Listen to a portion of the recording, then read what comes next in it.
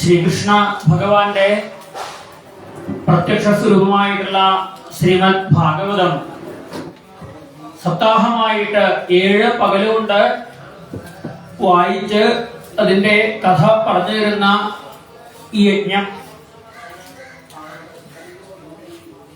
ഉദയത്തിൽ ആരംഭിച്ച് അസ്തമയത്തിൽ സമർപ്പിക്കുന്ന രീതിയാണ് സപ്താഹം. ആ സൂര്യോദയം സൂര്യോദയത്തിൽ ആരംഭിക്കും. 6 മണിക്ക് ആരംഭിച്ചാൽ അസ്തമയം വരെ, വൈകുന്നേരം 6:30 വരെ ഇരുട്ടാവുന്നതിന് മുമ്പായിട്ട് സമർപ്പിക്കുന്ന രീതിയിൽ 7 പകലുകൊണ്ട് ഭാഗവതം എന്ന അതികേമമായിട്ടുള്ള ഗ്രന്ഥത്തെ ഭക്തന്മാരുടെ മുമ്പിൽ അവതരിപ്പിച്ച് അതിന്റെ സാരം മനസ്സിലാക്കി കൊടുക്കുക. എന്താ ഈ ഭാഗവതത്തിന്റെ സാരം? അവനവൻ ആരാണോ എന്ന് കാണിച്ചു കൊടുക്കുക, നമ്മൾ എവിടെയാണ് നിൽക്കണതെന്ന് കാണിച്ചു കൊടുക്കുക, നമ്മൾക്ക് എന്താ വേണ്ടത് എന്ന് പറഞ്ഞു കൊടുക്കുക. നമുക്കെന്താ വേണ്ടതെന്ന് ഇപ്പോ വേറെ ആൾ പറഞ്ഞു തരേണ്ട ആവശ്യമുണ്ടോ? നമുക്കറിയില്ല എന്താ വേണ്ടതെന്ന്. അങ്ങനെയാണ് നമ്മുടെയൊക്കെ വിചാരം. നമുക്ക് അറിയാന്ന്, എനിക്കെന്താ വേണ്ടത് എനിക്കറിയാം എന്നുള്ളതാണ്. വേറെ ആൾ പറഞ്ഞു തരേണ്ട ആവശ്യമൊന്നുമില്ല. എന്നാൽ നമുക്ക് അറിയില്ല എന്താ വേണ്ടതെന്ന്. നമ്മളുടെ അറിവ് വെച്ചിട്ട് നമ്മൾ സദാ പ്രയത്നിച്ചുകൊണ്ടിരിക്കണം. എന്ത് കിട്ടാനായി പ്രയത്നിക്കണത്? പഠിക്കാൻ പോകുന്നുണ്ട്, ജോലി ചെയ്യാൻ പോകുന്നുണ്ട്, വീട്ടിലെ ഒരുപാട് ജോലികൾ ചെയ്യുന്നുണ്ട്, ആഹാരം കഴിക്കുക തുടങ്ങിയിട്ടുള്ള മറ്റു പല കാര്യങ്ങളും നമ്മൾ ചെയ്യുന്നുണ്ട്, പല പല സുഖ സൗകര്യങ്ങൾ അനുഭവിക്കുന്നുണ്ട്. ഇപ്പോൾ ഉള്ള ഈ ഒരു ജീവിതത്തിൽ ഇപ്പൊ നമ്മുടെ ഇഷ്ടത്തിനല്ലേ ഓരോ കാര്യങ്ങൾ ചെയ്യുന്നത്. എനിക്ക് ചായ കുടിക്കണം തോന്നിയാൽ പോയിട്ട് ചായ കുടിക്കുക, ചായ വേണ്ടെന്ന് കാപ്പി മതി തോന്നി കാപ്പി കുടിക്കുക, അല്ല ഒരു ജ്യൂസ് കുടിക്കണം തോന്നി ജ്യൂസ് കുടിക്കുക. അല്ലേ, നമുക്ക് തോന്നുന്ന കാര്യങ്ങള് എനിക്ക് എന്താ വേണ്ടത് എനിക്കറിയാം, അതനുസരിച്ച് ഞാൻ ചെയ്യണോ. അപ്പൊ ഇപ്പൊ ജീവിക്കുന്ന ഈ ഒരു ജീവിതത്തില് നമ്മള് തൃപ്തരാണോ എന്ന് മനസ്സിനോട് ഒന്ന് ചോദിച്ചു നോക്കുക. ഇപ്പൊ ഇങ്ങോട്ട് പോണത് പോലെ പോയാൽ മതിയോ? അത് മതി, ഇനി മാറ്റമൊന്നും ആവശ്യമില്ല. അങ്ങനെയുള്ളവരുണ്ടാവുമോ? ഇപ്പൊ ഇങ്ങോട്ട് പോണത് പോലെ പോയാൽ മതി, വേറെ ഒരു മാറ്റവും ഇല്ല, ഒരു മാറ്റവും വേണ്ട. ഇടുന്നത് പോലെ കൊല്ലത്തിലെ 2 തവണ ഡ്രസ്സ് എടുക്കുക, ആ ഓണത്തിനും വിഷുവിനും ഡ്രസ്സ് എടുക്കുക, വേണമെങ്കിൽ പിറന്നാളിനും കൂടി ആവാം, അത് മതി. ഇപ്പൊ താമസിക്കുന്ന വീട്ടിലെ സൗകര്യങ്ങള് ധാരാളം, ഇതിലധികമൊന്നും വേണ്ട എന്ന ഭാവം ഉണ്ടോ നമുക്ക്? ഇപ്പൊ കിട്ടുന്ന ശമ്പളം മതിയോ? ബാക്കിയാണ്, എനിക്ക് ഇത്രയൊന്നും ആവശ്യമില്ല ശമ്പളം, വേണമെങ്കിൽ ഒരു 1000 രൂപ കുറഞ്ഞാലും കുഴപ്പമില്ല. അല്ലെങ്കിൽ ഇപ്പൊ കിട്ടുന്നത് എത്രയാണോ അത്ര കിട്ടിയാൽ മതി എന്ന ചിന്ത ആർക്കെങ്കിലും ഉണ്ടോ? അതുണ്ടെങ്കിൽ മാത്രമേ നമ്മൾ ചെയ്തത് ശരിയെന്ന് പറയാൻ പറ്റുള്ളൂ. പക്ഷെ നമ്മൾക്ക് ഒന്നും ഇപ്പോഴതുപോലെ പോരാ. ഇപ്പൊ കിട്ടുന്ന ശമ്പളം മതിയോ? ഉള്ള ശമ്പളം തന്നെ കിട്ടണില്ല അവരുടെ അടുത്ത്, അല്ലേ? തരാൻ കാശില്ല അത്ര സർക്കാരിന്റെ കയ്യില്. ഉള്ളതൊക്കെ എടുത്ത് ദൂർത്തടിച്ചിട്ട് തരാനൊന്നുമില്ല, പണിയെടുക്കുന്നവർക്ക് കൊടുക്കാനൊന്നുമില്ല. പിന്നെ എങ്ങനെയാണുള്ള വരുമാനം തന്നെ സമയത്ത് കിട്ടുമെന്ന് വെച്ചാൽ നിശ്ചയില്ല. കടം വാങ്ങിയിട്ടാണ് ഇപ്പൊ തന്നെ കഴിച്ചു കൂട്ടുന്നത്. ഇനി ഇതൊക്കെ എന്ന് വീട്ടും ഈ കടം അല്ലെങ്കിൽ വീട്ടാൻ പറ്റുമോ? അപ്പൊ നിശ്ചയില്ല. എന്താവും നിശ്ചയില്ല, എന്താ വേണ്ടതെന്നുള്ളത്. അല്ലെ, രാവണന്റെ രാജധാനി അനുഭവിക്കുന്നത് കാണില്ലേ നമ്മള്? ശ്രീലങ്ക അനുഭവിക്കണത്. അവി സ്വർണമയി ലങ്ക സ്വർഗാനവികരീയസി. ശ്രീരാമൻ രാവണനെ കൊല്ലുന്ന സമയത്ത് ലക്ഷ്മണൻ പറഞ്ഞതാണ്, ഏട്ടാ ഈ ലങ്ക സ്വർണമയാണ്, ലങ്കയിൽ എവിടെ നോക്കിയാലും സ്വർണമാണ്. അല്ലെ, അത്ര കേമായിരുന്ന രാജ്യമാണ് ലങ്ക. ഇപ്പൊ എന്താ അവസ്ഥ? അവിടെ കടം കയറിയിട്ട് ഒന്നിനും നിവൃത്തിയില്ലാത്ത അവസ്ഥയില്ലേ? അപ്പൊ എന്താ, അവിടെ ഉള്ളതായിട്ടുള്ള ഭരണരീതി ശരിയല്ല എന്നുള്ളതല്ലേ എന്റെ അർത്ഥം. ശരിയായ ഭരണരീതി, ശരിയായ ജീവിത രീതിയാണെന്നുണ്ടെങ്കിൽ അഭിവൃദ്ധി ഉണ്ടാവുകയല്ലേ ചെയ്യുക, കടം കയറുകയാണോ ചെയ്യുക? നമുക്ക് മാസാമാസം കിട്ടുന്ന ശമ്പളം നമ്മൾ ആ ശമ്പളത്തിനനുസരിച്ച് ചെലവാക്കി ജീവിക്കുകയാണെന്നുണ്ടെങ്കിൽ എല്ലാ മാസവും കുറേശ്ശെ ബാക്കി വെക്കാനുണ്ടാവും. ക്രമേണ ഒരു നല്ലൊരു വീട് വെക്കാം, നല്ലൊരു വാഹനം വാങ്ങാം, എല്ലാത്തിനും മാസം കുറേശ്ശെ മാറ്റി വെക്കുന്നുണ്ടെങ്കിൽ ഇന്നതില്ല. വരവിനേക്കാൾ അധികം ചെലവാക്കാനുള്ള ഭാവം. കടം വാങ്ങിയിട്ടായാലും ചെലവാക്കുക. ലോൺ തരാനും ധാരാളം ആൾക്കാരുണ്ട്. ലോൺ തരാൻ ഇങ്ങനെ വരുമ്പോൾ വലിയ സന്തോഷമാകുന്നേ ഉള്ളൂ. പിന്നെ അതൊക്കെ മാസം മാസം അടച്ചു കൊടുക്കേണ്ട കാര്യം ആലോചിക്കുമ്പോഴാണ് വലിയ അപകടമായിട്ട് ബുദ്ധിമുട്ടായിട്ട് തോന്നുക. ഇതിന്റെ സാരം എന്താ? നമ്മളിപ്പോ ജീവിക്കുന്ന ജീവിത രീതി ശരിയല്ല, നമുക്ക് സമാധാനം കിട്ടുന്നില്ല. കാരണം കിട്ടുന്നത് പോരാ, വരുമാനം പോരാ, സുഖസൗകര്യങ്ങൾ പോരാ, വീട്ടിലെ സൗകര്യങ്ങൾ പോരാ, വാഹനം കുറച്ചുകൂടി വലുതൊക്കെ വേണം, സ്വന്തമായിട്ട് വാഹനം വേണം. ആശയായുള്ള പാശമതിങ്കെന്നു വേർവിടാതെ കരേറുന്നു മേൽക്കുമേൽ. ഇപ്പോഴുള്ള ആഗ്രഹത്തെക്കാളും കൂടി കൂടി കൂടി വരികയാണ്. ഈ ആഗ്രഹം കൂടുന്നതിനനുസരിച്ച് ആയുസ് കൂടുന്നുണ്ടോ? അതില്ല. എണ്ണി എണ്ണി കുറയുന്നിതായുസും മണ്ടി മണ്ടി കരേറുന്നു മോഹവും. ആയുസ് കുറഞ്ഞു കുറഞ്ഞു കുറഞ്ഞു കുറഞ്ഞു വരിക ചെയ്യേണ്ടത്, ആഗ്രഹങ്ങള് കൂടി കൂടി കൂടി വരിക ചെയ്യണത്. ഈ ആഗ്രഹങ്ങളൊക്കെ സാധിക്കാൻ പറ്റുന്നുള്ള ഉറപ്പുണ്ടോ? ആഗ്രഹങ്ങൾ സാധിക്കാണ്ട് വരുമ്പോ അതിന്റെ പേരിൽ ദുഃഖം വരും. അല്ലെങ്കിൽ തന്നെ ദുഃഖം ഉണ്ട് നമുക്കിപ്പോ. ആ കൂട്ടത്തില് ആഗ്രഹങ്ങൾ കയറി വന്ന് ഇത് സാധിക്കാണ്ടിരിക്കുമ്പോ ഉണ്ടാവുന്ന ദുഃഖം കൂടി വർദ്ധിക്കുമ്പോ ദുഃഖം പിന്തേണ ഭൂയസ്തത ഏവ ദുഃഖം. ദുഃഖം ഉണ്ടാവാൻ വേണ്ടി ആരും പണിയെടുക്കണില്ല. ദുഃഖം ഉണ്ടാവാൻ വേണ്ടി പണിയെടുക്കാറുണ്ടോ? അടുത്ത ഒരാഴ്ച ഞാൻ എന്റെ പരിശ്രമം കുറച്ച് ദുഃഖം ഉണ്ടാക്കാൻ വേണ്ടിയിട്ടാണ്. ആരും പറയാറില്ല, ആരും ചെയ്യാറുമില്ല. പിന്നെ എന്തിനാ? സുഖാവാൻ വേണ്ടിയിട്ടാണ് പരിശ്രമിക്കാറ്. എന്നാ സുഖം ആവണില്ല, ദുഃഖം വരണമുണ്ട്. സുഖത്തിന് വേണ്ടി പരിശ്രമിച്ചിട്ട് ദുഃഖാവുക.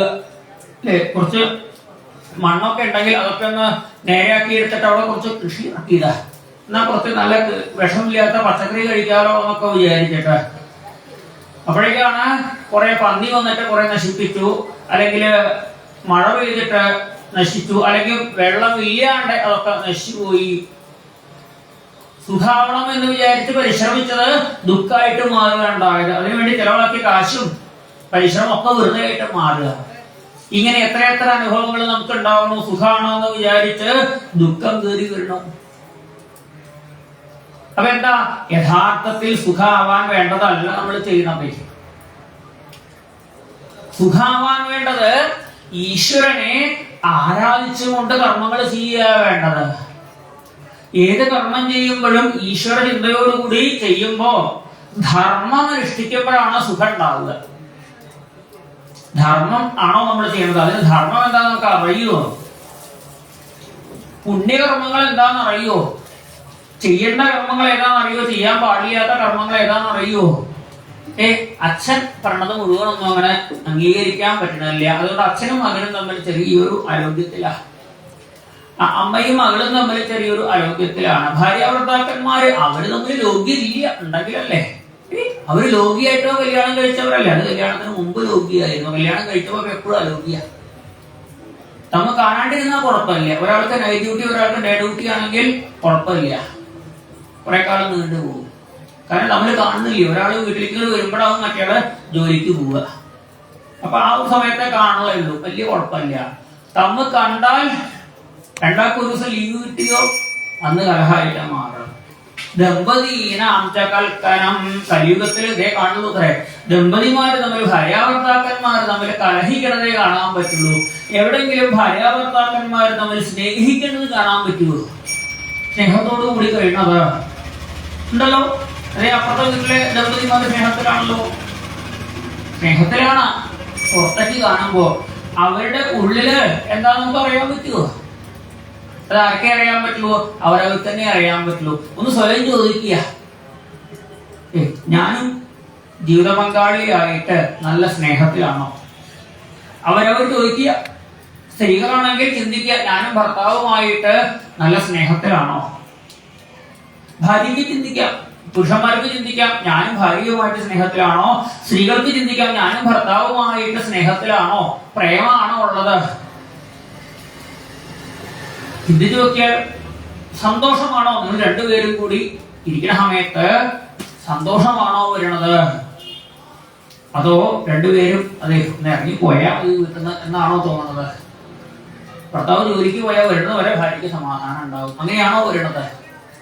അത് ഭർത്താവ് ജോലി കഴിഞ്ഞ് വന്നാലാണോ സമാധാനം, അടുത്തുണ്ടാവുമ്പോഴാണോ സമാധാനം? യഥാർത്ഥത്തിൽ സമാധാനം നമ്മൾ അനുഭവിക്കുന്നില്ല. കാരണം എങ്ങനെ ജീവിച്ചാലാണ് സമാധാനം കിട്ടുക എന്നുള്ളത് പലർക്കും അറിയില്ല. സമ്പത്ത് ഉണ്ടായാൽ സമാധാനം ഉണ്ടാവുമോ? സൗന്ദര്യം ഉണ്ടായാൽ, അധികാരം ഉണ്ടായാൽ, താമസിക്കാൻ സൗകര്യങ്ങളോട് കൂടി വീടുണ്ടായ സമാധാനം ഉണ്ടാവുമോ? സമാധാനം ഇവിടെ ഒന്നും കിട്ടില്ല. ഭാര്യയും ഭർത്താവും കൂടി ഇരുന്നിട്ട് രണ്ടുപേരും കൂടി ഒരുമിച്ച് ഈശ്വരനെ ആരാധിക്കുമ്പോഴേ സമാധാനം കിട്ടുള്ളൂ. അപ്പോഴേ സമാധാനം കിട്ടുള്ളൂ. ഈശ്വരനെ ആരാധിക്കുമ്പോ, ഭഗവത് കഥകൾ കേൾക്കുമ്പോ, ഭാര്യയും ഭർത്താവും കൂടി വന്നിട്ട് ഭാഗവതം കേൾക്കുമ്പോ മനസ്സിലാവും എങ്ങനെ ജീവിക്കണം ഭാര്യാഭർത്താക്കന്മാര്, എങ്ങനെ ജീവിച്ചാൽ സുഖാവും ജീവിതം. സുഖാവില്ല എല്ലാവരുടെയും മോഹം. സുഖാവാനാണ് കല്യാണം കഴിച്ചത്. കല്യാണം കഴിച്ചപ്പോ സുഖാവും, ഒരാളും കൂടി കൂടെ ഉണ്ടാവൂല്ലോ, സന്തോഷാവും. സുഖാണോ ഉണ്ടായത്? പൂർണ്ണമായിട്ട് സുഖാവണമെന്നില്ല. ആവണ്ടേ, ആവാനല്ലേ പരിശ്രമം. ചെറിയ കുട്ടിയായിരിക്കുമ്പോ മോഹം വലിയ കുട്ടിയാവാനാ. 1ാം ക്ലാസ് 2ിലൊക്കെ പഠിക്കുമ്പോ കുറച്ചുകൂടി വലിയ കുട്ടികളായി കഴിഞ്ഞാൽ ക്രിക്കറ്റ് കളിക്കാനും ഫുട്ബോൾ കളിക്കാനൊക്കെ പോവാലോ. ഇന്നലെ വലിയ കുട്ടികൾ പോണത് കാണുമ്പോ മോഹം. അത് കഴിഞ്ഞാൽ പിന്നെ ഒരു വലിയ 8ാം ക്ലാസ്സിലോ 9ിലൊക്കെ എത്തിക്കഴിഞ്ഞാൽ കുറച്ചുകൂടി വലുതായാലും ബൈക്കൊക്കെ എടുത്തിട്ട് അങ്ങനെ കറങ്ങാലോ എന്നുള്ള മോഹം. ബൈക്കിലൊക്കെ പോണ സമയത്ത് കോളേജ് കാലത്ത് ലൈസൻസ് ഒക്കെ കൊണ്ട് ബൈക്കിൽ പോകുമ്പോഴാണ് കുറച്ചുകൂടി കഴിഞ്ഞ് ജോലി സമ്പാദിച്ചിട്ട് നല്ല കാറൊക്കെ വാങ്ങണം, കാറിൽ അങ്ങനെ സഞ്ചരിക്കണം. അപ്പോഴാണ് ഒത്തു കഴിയുമ്പോഴേക്കും ഒരു കല്യാണമൊക്കെ കഴിച്ചിട്ട് ഭാര്യയും കൊണ്ട് വേണം അങ്ങനെ സഞ്ചരിക്കാനായിട്ട്, സുഖം ജീവിക്കാനായിട്ട്. കല്യാണം കഴിയുമ്പോ ഒരു കുട്ടിയായിട്ട് വേണം ആ സുഖമൊക്കെ ജീവിക്കാനായിട്ട്. ഒരു കുട്ടിയാകുമ്പോ ഒരു കുട്ടിയും കൂടി ആയിട്ട് വേണം സുഖമായിട്ട് കഴിയാൻ. അപ്പോഴാണ് കുട്ടികളൊന്ന് വലുതായിട്ട് വേണം സുഖാവാനായിട്ട്. സുഖാവുണ്ടോ ശരിക്ക്? പ്രയാസാവുന്നതാണ്. പരിപൂർണ സുഖം എന്ന് കുട്ടികളിലോ വലുതാവലിലോ ബൈക്കിലോ കാറിലോ വലിയ വീട്ടിലോ കല്യാണത്തിലോ ഒന്നുമല്ല, ഈശ്വരാരാധനയിലാണ് സുഖം. അതിന് ഈശ്വരനെ ആധാരമാക്കിയിട്ടാണ് നമ്മളുടെ ജീവിതം എന്ന് അറിയണം. ഈ ഭൂമിയിലല്ലേ നമ്മൾ ജീവിക്കുന്നത്. ഭൂമിയിൽ ആദ്യമായിട്ട് ബ്രഹ്മാവ് മനുഷ്യരായിട്ട് സൃഷ്ടിച്ചത് 2 പേരെയാണ്, ഒരു പുരുഷനും ഒരു സ്ത്രീയും, സ്വയംഭൂ മനുവും ശതരൂപാദേവിയും. അവരോട് വിവാഹം കഴിഞ്ഞ് ഭൂമിയിൽ പോയിട്ട് കുടുംബജീവിതം നയിച്ചോളൂ എന്ന് പറഞ്ഞപ്പോ അവര് ഭൂമിയുടെ സ്ഥാനത്ത് ചെന്ന് നോക്കുമ്പോ ഭൂമിയെ കാണാനില്ല അവിടെ. അപ്പോഴാണ് ബ്രഹ്മാവ് ഭഗവാനെ പ്രാർത്ഥിച്ചതും ബ്രഹ്മാവിന്റെ മൂക്കിൽ നിന്നും ഒരു പന്നിക്കുട്ടിയായിട്ട് ആണത്രേ ഭഗവാന്റെ അവതാരം, വരാഹാവതാരം. ഭൂമിയിൽ നിന്ന് ചെറിയൊരു രൂപം താഴേക്ക് വീണു. ബ്രഹ്മാവ് നോക്കുമ്പോ ഒരു പന്നിയുടെ രൂപം, കയ്യിലൊരു ഗത പിടിച്ചിട്ട് ചെറിയൊരു രൂപം. പെട്ടെന്ന് വലുതായി വലുതായി വലുതായി വന്നു അത്രേ. ബ്രഹ്മാണം ഹർഷയാമാസ. ബ്രഹ്മാവിന് സന്തോഷം തോന്നിയിത്രേ. എന്താ, താൻ വിളിച്ചപ്പോഴേക്കും തന്റെ ഉള്ളിൽ നിന്നും ഭഗവാൻ വന്നില്ലേ? എല്ലാവരുടെയും ഉള്ളിൽ നിന്ന് ഭഗവാൻ വരും, എല്ലാവരുടെയും ഉള്ളിലുണ്ട് ഭഗവാൻ ജീവനായിട്ട്. പിന്നെ ബ്രഹ്മാവ് സന്തോഷിക്കാൻ വേറൊരു കാരണം, മൂക്കിൽ നിന്നും പുറത്ത് വന്നിട്ടാണ് ഭഗവാൻ വലുതായത്. മൂക്കിന്റെ ഉള്ളിൽ നിന്ന് വലുതായിരുന്നു വെച്ചാൽ എന്താവും സ്ഥിതി? മൂക്കിന് പുറത്തു വന്നിട്ടാണോ വലുതായത്? ബ്രഹ്മാണം ഹർഷയാമാസ. ബ്രഹ്മാവ് സന്തോഷിച്ചു അത്രേ ഭഗവാന്റെ ആ ഒരു വലുതായ രൂപം കണ്ട്. ഭഗവാൻ ആദിവരാഹമൂർത്തിയായിട്ട് 1000 ആനയുടെ വലുപ്പം ഉള്ളതായിട്ടുള്ള ഒരു പന്നിയുടെ രൂപം സ്വീകരിച്ച് വെള്ളത്തിലേക്ക് അങ്ങനെ ചാടി. വെള്ളത്തിലേക്ക് ചാടി വെള്ളത്തിന്റെ ഏറ്റവും അടിയിൽ ചെന്ന് രസാതലം എന്ന ലോകമുണ്ട്. താഴേക്കുള്ള ലോകങ്ങളിൽ അസുരന്മാരുടെ ലോകമാണ് രസാതലം. ആ രസാതലത്തിൽ ചെന്ന് ഭൂമിയെ കണ്ടെത്തി. ഭൂമിയെ തന്റെ തേറ്റയുടെ മുകളില് ഉയർത്തിക്കൊണ്ടുവന്നു. ഉയർത്തിക്കൊണ്ടുവന്ന് ആ വെള്ളത്തിന്റെ മുകളിൽ അവിടെ നിർത്തിയപ്പോ ഭൂമിയോട് നിൽക്കണില്ല, താഴേക്ക് പോവുക. വെള്ളത്തിന്റെ മുകളിൽ നിൽക്കണ്ടേ, നിൽക്കണില്ല. അപ്പൊ ഭഗവാൻ എന്ത് ചെയ്തു? അനയ ആധാരശക്തിയ. ഭഗവാൻ തന്റെ ആധാരശക്തി കൊടുത്ത് ഭൂമിയെ വെള്ളത്തിന്റെ മുകളില് അവിടെ നിർത്തി എന്നാണ് പറഞ്ഞത്. ഭൂമി നിൽക്കണത് ഭഗവാൻ കൊടുത്ത ആധാരത്തിന്റെ മുകളിലാണ്. ഇന്നും ഭൂമിയുടെ ഉടമസ്ഥാവകാശത്തിന് പ്രമാണം എന്താ? ഇത് എന്റെ വീടാണോ, എന്റെ സ്ഥലമാണെന്ന് പറയണമെങ്കിൽ എന്ത് വേണം കയ്യില്? ആധാരം വേണം കയ്യില്. എപ്പോഴാ ഈ ആധാരം എഴുത്തുകാർ വന്നത്? ആരുണ്ടാക്കിയത് ഈ ആധാരത്തിന്റെ സമ്പ്രദായം? ഭഗവാനാണ് ഉണ്ടാക്കിയത്. നമ്മുടെ പേരിൽ ചിലപ്പോൾ 5 സെന്റിന്റെയോ 5 ഏക്കറിന്റെയോ ആധാരം ഉണ്ടാവും. ഭഗവാൻ പറഞ്ഞു, ഈ ഭൂമിയുടെ മുഴുവൻ ആധാരം എന്റെ പേരിലാണ്, ഞാനാ കൊടുത്തത് ആധാരം. നമ്മൾ പറയും ഞാനാണ് ആ ഭൂമി മറ്റേയാൾക്ക് കൊടുത്തത്, ഇത് എന്റെ അച്ഛനാണ് ഇയാൾക്ക് കൊടുത്തത്, എന്റെ മുത്തശ്ശന്റെ കാലത്ത് ഇയാൾക്ക് വിറ്റതാണ്. ആധാരത്തിന്റെ പഴയ ആധാരത്തില് മുത്തശ്ശന്റെ പേര് കാണാം, അതിന്റെ പഴയ ആധാരത്തില് എന്റെ തറവാട്ടിലെ പഴയ ആൾക്കാരുടെ പേര് കാണാം. കുറച്ച് പിന്നാക്കം പോയി നോക്കുക, ഏറ്റവും പിന്നാക്കം പോയി അടിയാധാരം നോക്കിക്കഴിഞ്ഞാൽ അവിടെ ഭഗവാന്റെ പേര് മാത്രമേ കാണുള്ളൂ. കാരണം എന്താ? ഈ ഭൂമി തന്നെ വെള്ളത്തിന്റെ മുകളിൽ താഴാണ്ട് നിൽക്കണത് ഭഗവാന്റെ ആധാരശക്തി ഉള്ളതുകൊണ്ടാണ്. ഭൂമിയെ മുകളിലെത്തി യജ്ഞവരാഹമായി കണ്ടെന്നു പണ്ടെന്നു ഋത്വിക്കുകൾ സ്തുതി ചെയ്ത പോലെ വീണു നമിക്കു സ്തുതിക്കുന്നു ഞാനിതാ പന്നിയൂർ വാണിടും നാരായണ. ധരേ ധരിച്ചങ്ങു സംരക്ഷണം ചെയ്തു അന്തരംഗത്തിലായി പോയി മറഞ്ഞു ഭാർഗവരാമന്റെ ആശയാൽ വന്നിങ്ങു പന്നിയൂർ വാണിടും നാരായണ. വരാഹമൂർത്തി ഭൂമിയെ മുകളിൽ ഉയർത്തി വെച്ചിട്ട് വെള്ളത്തിന്റെ മുകളിൽ തന്റെ ആധാരശക്തി കൊടുത്ത് മുകളിൽ നിർത്തിയിട്ട് ഋഷീശ്വരന്മാരൊക്കെ വന്നിട്ട് ഭഗവാനെ സ്തുതിച്ചു. ഏതൊരു കാര്യത്തിനും ഉയർച്ചയുണ്ടാവാൻ വരാഹമൂർത്തിയെ ആരാധിച്ചാൽ മതി എന്ന് പറയുന്നു. ആരോഗ്യത്തിൽ ഉയർച്ചയുണ്ടാവാൻ വരാഹമൂർത്തിയെ ആരാധിച്ചാൽ മതി. വിദ്യാഭ്യാസത്തിൽ ഉയർച്ചയുണ്ടാവാൻ, സമ്പത്തിൽ ഉയർച്ചയുണ്ടാവാൻ, ജോലിയിൽ ഉയർച്ചയുണ്ടാവാൻ, ബുദ്ധി ഉയർന്നു വരാൻ, എന്തും ഉയർന്നു വരാനായിട്ട് വരാഹമൂർത്തിയെ ആരാധിച്ചാൽ മതി. തിരുവനന്തപുരത്തുകാരെ ഭാഗ്യം ചെയ്തവരാണ്. എന്താ, ഇവിടെ ഇല്ലേ വരാഹമൂർത്തിയുടെ ക്ഷേത്രമില്ലേ ശ്രീവരാഹത്ത്? പോയിട്ടുണ്ടോ അവിടെ? അല്ലെങ്കിൽ എന്ത് കഴിഞ്ഞാൽ തന്നെ പൊക്കോളൂ. അറയ്ക്കേഷം പോയാൽ മതി, ഇവിടെ നിർത്തിയിട്ട് പോയാൽ മതി. ഉയർച്ച ഉണ്ടാവണമെങ്കിൽ ഭൂമിയെ ഉയർത്തി കൊണ്ടുവന്ന വരാഹമൂർത്തി. അധിക സ്ഥലത്തൊന്നുമില്ല വരാഹമൂർത്തിയുടെ അമ്പലം, ദുർലഭമായിട്ടേ ഉള്ളൂ. പാലക്കാട് ജില്ലയിൽ പന്നിയൂർ ഒരു വരാഹമൂർത്തിയുടെ അമ്പലമുണ്ട്. പിന്നെ 1-2 അമ്പലങ്ങളിൽ ഉപദേവന്മാരായിട്ട് വരാഹമൂർത്തിയുണ്ട്. ഇവിടെ ഈ നാട്ടിലെന്തായാലും ശ്രീവരാഹത്ത ഭഗവാന്റെ കേമായിട്ടുള്ള അമ്പലം ഉണ്ടല്ലോ. ആ വരാഹമൂർത്തിയെ കൊണ്ട് തൊഴിക്കേണ്ടതാണ് കുട്ടികളൊക്കെ. എന്തിനാ? വിദ്യാഭ്യാസത്തിന് ഉയർച്ച ഉണ്ടാവാൻ. ആ വരാഹമൂർത്തിയുടെ കഥ പറഞ്ഞു കൊടുക്കേണ്ടതാണ് കുട്ടികൾക്ക്. ഏതൊരു കാര്യത്തിലും ഉയർച്ച ഉണ്ടാവാൻ വരാഹമൂർത്തിയെ പ്രാർത്ഥിച്ചാൽ മതി. ഋഷീശ്വരന്മാര് പ്രാർത്ഥിക്കുകയാണ്, നമോ നമസ്തേ അഖിലമന്ത്രദേവത ദ്രവ്യായ സർവകൃതവേ ക്രിയാത്മനെ വൈരാഗ്യഭക്തിയാത്മജയാനുഭാവിത ജ്ഞാനായ വിദ്യാഗുരവേ നമോ നമഃ. വിദ്യാഗുരുവാണ്. വിദ്യാഭ്യാസത്തിന്റെ ഉയർച്ചയ്ക്ക് വരാഹമൂർത്തിയെ ദർശിച്ചാൽ മതി.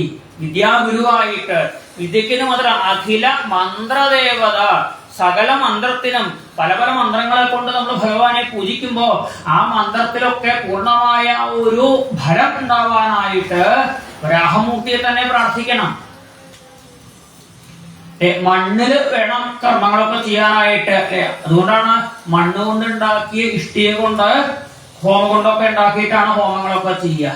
ഞങ്ങളുടെ ഹോളോ ബ്രിക്സ് കൊണ്ട് ഒക്കെ ആയിരുന്നില്ല, സിമെന്റ് കൊണ്ട് ഉണ്ടാക്കായിരുന്നില്ല. സിമെന്റ് കൊണ്ടുള്ള കട്ടയൊന്നും ഉപയോഗിക്കില്ല ഹോമത്തിന്, മണ്ണ് കൊണ്ടുള്ള കട്ടയെ ഉപയോഗിക്കുള്ളൂ. കാരണം എന്താ? ആ മണ്ണിലാണ് ചെയ്യേണ്ടതേ. വരാഹമൂർത്തിയാണ് മണ്ണിനെ ഉയർത്തിക്കൊണ്ടുവന്നത്, ഭൂമിയെ ഉയർത്തിക്കൊണ്ടുവന്ന വരാഹമൂർത്തി. വരാഹമൂർത്തിയുടെ ആ ഒരു തേറ്റ കൊണ്ട് ഉയർത്തിയതായിട്ടുള്ള മണ്ണ് ചില യാഗങ്ങളൊക്കെ ചെയ്യുമ്പോ അമ്പലത്തിലെ കലശം ഒക്കെ നടക്കുന്ന സമയത്ത് ശുദ്ധിയാക്കാൻ വേണ്ടിയിട്ട് മണ്ണ് വേണം എന്ന് പറയും. ശരിക്ക് എങ്ങനെയുള്ള മണ്ണാ വേണ്ടത് വെച്ചാൽ പന്നി കുത്തിയ മണ്ണ് വേണം. ഏറ്റവും ശുദ്ധമായിട്ടുള്ള മണ്ണാണ് പന്നി കുത്തിയ മണ്ണ്. ആ പന്നി കുത്തിയ മണ്ണ് ഇപ്പൊ എല്ലാവർക്കും കിട്ടിക്കൊള്ളണമെന്നില്ല. അതുകൊണ്ട് എന്ത് ചോദിച്ചാൽ 2ാം സ്ഥാനമായിട്ട് കുറ്റിമണ്ണ് ഉണ്ട്. അഴുക്കൊന്നും ഉണ്ടാവില്ല. എല്ലാ മണ്ണിലെ അഴുക്കും കളഞ്ഞിട്ടുള്ള മണ്ണാണ് കുറ്റിമണ്ണ്. ഈ ചില കുറ്റി കണ്ടിട്ടില്ലേ? ആ കുറ്റിമണ്ണ് ഇപ്പൊ കലശാധികാരികൾക്ക് ശുദ്ധാവാൻ വേണ്ടിയിട്ട് വേണ്ടതാ. കാരണം എന്താ? ശുദ്ധിയാക്കണതാണേ. അല്ലെ, നമുക്കറിയാം പന്നികള് മാലിന്യങ്ങളൊക്കെ തിന്നോളും. മാലിന്യങ്ങളൊക്കെ ഉണ്ടെങ്കിൽ അതൊക്കെ തിന്നിട്ട് ശുദ്ധായിക്കോളും. പന്നികള്, കാക്കകള്, ഇവരൊക്കെയാണ് മാലിന്യമൊക്കെ കൊത്തി തിന്ന് ശുദ്ധാക്കണത്. ഇപ്പൊ കാക്കകളൊന്നും അധികം കാണാറില്ല. അതുകൊണ്ട് മാലിന്യങ്ങളൊക്കെ അവിടെ അങ്ങനെ കെട്ടിക്കിടക്കുകയുള്ളൂ. പരിസരത്തുള്ള കാക്കകൾക്ക് വേണ്ടി നമ്മൾ കുറച്ച് ഭക്ഷണമൊക്കെ വെച്ച് കൊടുത്തിരുന്നു, ചോറൊക്കെ. ആ ചോറ് മാത്രമല്ല അവർ ഉണ്ണുക, നമ്മൾ ഊണ് കഴിച്ച് ബാക്കി വലിച്ചെറിയുന്ന എച്ചിൽ ഭക്ഷണങ്ങള് അങ്ങനെയുള്ള പരിസരത്തുള്ള മാലിന്യങ്ങളൊക്കെ കുത്തി ശുദ്ധാക്കുകയാണ് ചെയ്യുക കാക്കകള്. എന്നാ കോഴി അങ്ങനെയല്ല കേട്ടോ, കോഴി ഒക്കെ ശുദ്ധാക്കുക ചെയ്യുക. കോഴിയുള്ള ദിക്കില് ശ്രാദ്ധകർമ്മങ്ങളൊന്നും ചെയ്തിട്ട് കാര്യമില്ല എന്നാ പറയുക. കാരണം അവിടെ ശുദ്ധായിട്ടൊന്നും ചെയ്യാൻ പറ്റില്ല, ആകെ ശുദ്ധാക്കിടുക ചെയ്യുക കോഴി. കാക്ക അങ്ങനെയല്ല, അത് ശുദ്ധാക്കുക ചെയ്യുക. അതുകൊണ്ടല്ലേ നമ്മൾ ബലിയിടുന്ന ആ ബലിച്ചോറൊക്കെ കാക്ക വന്നിട്ട് വെക്കണം എന്നാണ് പറയുക. ബലിക്കാക്കകൾ ഒരു വിഭാഗം ഉണ്ടതില്. കാക്കകൾ വന്നിട്ട് ശുദ്ധാക്കുകയാണ് ചെയ്യണം അവരൊക്കെ. കാക്ക വന്ന് കുത്തിയാൽ ആ ആത്മാവിന് തൃപ്തിയായി കേട്ടോ എന്ന് പറയും. അതുപോലെയാണ് പന്നിയും. ആ വരാഹമൂർത്തി ഭൂമിയെ ഉയർത്തിക്കൊണ്ടുവന്ന ആ വരാഹമൂർത്തിയെ പ്രാർത്ഥിച്ചാൽ മതി ഏതൊരു കാര്യത്തിലും ഉയർച്ച ഉണ്ടാവാനായിട്ട്. കുട്ടികളൊക്കെ നിർബന്ധമായിട്ടും മാസത്തിൽ ഒരിക്കലെങ്കിലും അല്ലെങ്കിൽ കൊല്ലത്തിൽ ഒരിക്കലെങ്കിലും ആ വരാഹമൂർത്തിയെ കൊണ്ടുപോയി തൊഴിയിക്കണം. വരാഹാവതാര കഥകളൊക്കെ അവരെ കേൾപ്പിക്കണം. എല്ലാ കാര്യത്തിലും ഉയർച്ച ഉണ്ടാക്കി തരുന്ന വരാഹമൂർത്തിയുടെ ആ ഒരു അവതാര കഥ പറഞ്ഞപ്പോ കഥ കേട്ടുകൊണ്ടിരുന്ന വിതുരന്റെ ഒരു സംശയം, ഈ വരാഹമൂർത്തിയല്ലേ പണ്ട് ഹിരണ്യാക്ഷനെ വധിച്ചു എന്ന് കേട്ടിട്ടുണ്ട്. ആ കഥ ഒന്ന് കേൾക്കണം എന്ന് പറയുമ്പോ പറഞ്ഞു കൊടുക്കുന്നു. ഹിരണ്യാക്ഷന്റെ ജന്മം ദേവന്മാരുടെ അസുരന്മാരുടെ ഒക്കെ അച്ഛനാണ് കശ്യപൻ. കശ്യപന് 13 ഭാര്യമാരാണ്. ആ 13 ഭാര്യമാരില് ഒരാളാണ് അതിഥി, മറ്റൊരാളാണ് ദിതി. അതിഥിയുടെ പുത്രന്മാര് ദേവന്മാര്, ദിതിയുടെ പുത്രന്മാര് അസുരന്മാര്. അതായത് 13 ഭാര്യമാരുണ്ട്. അതില് സുരസയുടെ പുത്രന്മാര് നാഗങ്ങള്, കദ്രുവിന്റെ പുത്രന്മാര് സർപ്പങ്ങള്, വിനരയുടെ പുത്രന്മാര് ഗരുഡൻ തുടങ്ങിയ പറവകള്. അങ്ങനെ അനവധി ഭാര്യമാര്, അവരുടെ കുട്ടികളൊക്കെ ഓരോരുത്തർ. ഇതിൽ ആദ്യ ഭാര്യയായിട്ടുള്ള അതിഥിക്ക് കുട്ടികളൊക്കെ ഉണ്ട്, 12 കുട്ടികളുണ്ട്, ദ്വാദശാദിത്യന്മാര്. അപ്പോഴാണ് രണ്ടാം ഭാര്യയായിട്ടുള്ള ദിതിക്ക് ഒരു മോഹം, തനിക്ക് ഒരു കുട്ടിയില്ലല്ലോ. തന്റെ ഏടത്തേക്ക് കുട്ടികളൊക്കെയായി. സന്ധ്യാസമയത്ത് സന്ധ്യാവന്ദനം ചെയ്തുകൊണ്ടിരിക്കുന്ന ആ കശ്യപന്റെ അടുത്ത് പോയിട്ട് ദിതി എന്നിട്ട് ചോദിച്ചു, അത്രേ അങ്ങയുടെ മൂത്ത ഭാര്യയായിട്ടുള്ള അതിഥിക്ക്, എന്റെ ഏടത്തേക്ക് കുട്ടികളൊക്കെ ഉണ്ടായില്ലോ, എനിക്കും ഒരു സന്താന ഭാഗ്യം വേണം എന്ന് പറഞ്ഞു. അത്രേ ആ കശ്യപൻ പറഞ്ഞു, നന്നായി, നല്ല കാര്യമാണ്. ഒരു കുടുംബത്തില് കുട്ടികളൊക്കെ ഉണ്ടാവണം എന്നുള്ള മോഹം ഉണ്ടായില്ലേ, നന്നായി എന്ന് പറയാ. കശ്യപൻ പറഞ്ഞു, അവിടെ ഭാര്യയുടെ മഹത്വം പറഞ്ഞു കൊടുക്കണം. ഒരു ഭാര്യയ്ക്ക് ഒരു ആഗ്രഹം ഉണ്ടെങ്കിൽ അത് പറയേണ്ടത് ഭർത്താവിനോടാണ്, സംശയമൊന്നുമില്ല. മാത്രമല്ല ഭാര്യ എന്തെങ്കിലും ആഗ്രഹം പറഞ്ഞാൽ അത് സാധിപ്പിച്ചു കൊടുക്കേണ്ട ചുമതല ഭർത്താവിനുണ്ട്. നിർബന്ധമായിട്ടും ഭർത്താവ് അത് സാധിപ്പിച്ചു കൊടുത്തോളണം എന്നാ. കാരണം വേറൊരാൾ ഈ ഭാര്യയ്ക്ക് ആഗ്രഹം സാധിപ്പിച്ചു കൊടുക്കണം എന്നുണ്ടെങ്കിൽ അടുത്ത വീട്ടിലാരോട് പോയിട്ട് പറയാൻ പറ്റുമോ? അച്ഛനോട് പോയിട്ട് പറയാൻ പറ്റുമോ ഭാര്യയ്ക്ക്? അച്ഛൻ എനിക്ക് ഇങ്ങനൊരു ആഗ്രഹം ഉണ്ടെന്ന് പറയുമ്പോ അച്ഛൻ പറയും, അതെ കുട്ടിക്കാലത്ത് നിന്റെ ആഗ്രഹങ്ങളൊക്കെ ഞാൻ സാധിപ്പിച്ചു തന്നു, നിനക്ക് വേണ്ടതൊക്കെ ഞാൻ വാങ്ങി തന്നു. ഇപ്പോ നിനക്ക് എന്ത് വേണമെങ്കിലും ആരോട് പറയണം? ഭർത്താവിനോട് പറയണം. ഭർത്താവാണ് ഒരു സ്ത്രീക്ക് വേണ്ട കാര്യങ്ങളൊക്കെ യൗവനത്തിൽ ചെയ്തു കൊടുക്കേണ്ടത്. ഒരു സ്ത്രീയെ സംരക്ഷിക്കാൻ 3 പുരുഷന്മാരുണ്ട്. 3 പുരുഷന്മാരുണ്ട്. ഒരു സ്ത്രീക്ക് ഭൂമിയിലെ യാതൊരു ബുദ്ധിമുട്ടും ഉണ്ടാവാൻ പാടില്ല. ഒരു സ്ത്രീക്ക് ഒരു ബുദ്ധിമുട്ടും ഉണ്ടാവാണ്ട നോക്കേണ്ട ചുമതല പുരുഷന്മാർക്ക്. അതുകൊണ്ടാണ് ഒരു സ്ത്രീയെ സംരക്ഷിക്കാനായിട്ട് 3 പുരുഷന്മാരെ ഏർപ്പാടാക്കിയിട്ടുള്ളത്. ഒരാൾക്ക് ഒരാള് കാണിച്ച തർക്കമില്ല. അത് സ്ത്രീകൾക്ക് അങ്ങനെയല്ല, അത്ര 3 പേരാണ് ഒരു സ്ത്രീയെ സംരക്ഷിക്കാനായി. എന്നിട്ടും സ്ത്രീകൾക്ക് ദുഃഖം, അല്ലെ, ദുഃഖം, പീഡനം ഒക്കെ അനുഭവിക്കേണ്ടി വരുന്നത് ആലോചിച്ച് നോക്കും. 3 ആള് സംരക്ഷിക്കാറുണ്ട് ഓരോ സ്ത്രീയെയും. എന്നിട്ട് സ്ത്രീകൾക്ക് വിഷമം അനുഭവിക്കേണ്ടി വരിക എന്ന് പറഞ്ഞാൽ പിന്നെ എന്താ അവസ്ഥ? ആരാ 3 പേര്? പിതാ രക്ഷതി കൗമാരേ, ഭർത്തോ രക്ഷതി യൗവനേ, പുത്രോ രക്ഷതി വാർദ്ധക്യേ, ന സ്ത്രീ സ്വാതന്ത്ര്യമർഹതി. സ്ത്രീകൾ സ്വന്തമായിട്ട് പണിയെടുത്ത് പണമുണ്ടാക്കി ജീവിക്കേണ്ട ഒരു കാര്യമില്ല എന്നാ പറഞ്ഞത്. സ്ത്രീകൾക്ക് ഒരു വിഷമവുമില്ലാണ്ട് ചെറുപ്പത്തിൽ അച്ഛൻ സംരക്ഷിച്ചോളണം. യാതൊരു ബുദ്ധിമുട്ടും ഉണ്ടാവാൻ പാടില്ല പെൺകുട്ടിക്ക്. അച്ഛനാണ് അതിന്റെ ചുമതല. യൗവനാവസ്ഥയിലെത്തിയാലോ ഭർത്തോ രക്ഷതി യൗവനെ, യൗവനപ്രായമെത്തിയ ഒരു സ്ത്രീക്ക് യാതൊരു വിഷമവുമില്ലാണ്ട് സംരക്ഷിക്കേണ്ടത്, വേണ്ടതൊക്കെ ചെയ്തു കൊടുക്കേണ്ടത് ഭർത്താവിന്റെ ചുമതലയാണ്. പുത്രോ രക്ഷതി വാർദ്ധക്യെ, വയസ്സാവുമ്പോ ഒരു സ്ത്രീക്ക് ഒരു വിഷമവുമില്ലാണ്ട് സംരക്ഷിക്കേണ്ടത് പുത്രന്റെ ധർമ്മമാണ്. 3 കാലത്തും രക്ഷിക്കാനായിട്ട് 3 പേരുണ്ട്. എന്നിട്ട് സ്ത്രീക്ക് വിഷമം എന്ന് പറഞ്ഞാൽ പിന്നെ ആ നാട്ടിലെ പുരുഷന്മാരെന്താ പറയേണ്ടത്? ഒന്നിനും കൊള്ളാത്തവര് എന്ന് പറയണ്ടേ? പുരുഷന്മാരെന്ന് പറയാൻ പറ്റുമോ? വേറെ സ്ത്രീകളെ സംരക്ഷിക്കാൻ പറ്റിയിട്ടില്ല. ഭാര്യയുടെ ദുഃഖം മാറ്റാൻ പറ്റണില്ലെങ്കിൽ പിന്നെ ആള് ഭർത്താവ് എന്ന് പറഞ്ഞിട്ട് കാര്യം. അമ്മയുടെ ദുഃഖം മാറ്റാൻ പറ്റില്ലെങ്കിൽ പിന്നെ പുത്രനെ എന്ന് പറയണമെന്നെന്താ അധികാരം? പെൺകുട്ടി തന്റെ മകളുടെ സങ്കടം, മകൾക്ക് വേണ്ടതൊക്കെ ചെയ്തു കൊടുക്കാൻ പറ്റില്ലെങ്കിൽ പിന്നെ അച്ഛൻ എന്ന് പറഞ്ഞിരിക്കാനുള്ള അധികാരമുണ്ടോ? ഇവിടെ കശ്യപൻ പറയണു, ഇപ്പൊ നീ ഭാര്യയാണ്, അതുകൊണ്ട് നിന്റെ ഏതാഗ്രഹവും സാധിച്ചു തരേണ്ടത് ഭർത്താവായ എന്റെ കടമയാണ്. എത്ര ഭർത്താക്കന്മാർക്ക് ചിന്തയുണ്ട്? എന്റെ ഭാര്യയ്ക്ക് ഒരു വിഷമം ഉണ്ടാവാൻ പാടില്ല, എന്റെ കടമയാണ് എന്റെ ഭാര്യയ്ക്ക് ഒരു വിഷമമില്ലാണ്ട് നോക്കുക എന്നുള്ളത്. ഭാഗവതം ഭർത്താവിന്റെ കടമയെ പറഞ്ഞിരുന്നു, ഓരോരുത്തരുടെയും കടമ പറഞ്ഞിരുന്നുണ്ട്. ഇവിടെ കശ്യപൻ പറയണു, ഒരു ഭർത്താവിന് ഭാര്യയോട് വലിയ കടമുണ്ടത്ര. ഒരു പുരുഷായുസ് മുഴുവൻ പരിശ്രമിച്ചാലും ഭാര്യയോടുള്ള കടം വീട്ടാൻ പറ്റില്ല അത്ര ഒരു ഭർത്താവിന്. പറഞ്ഞോടെ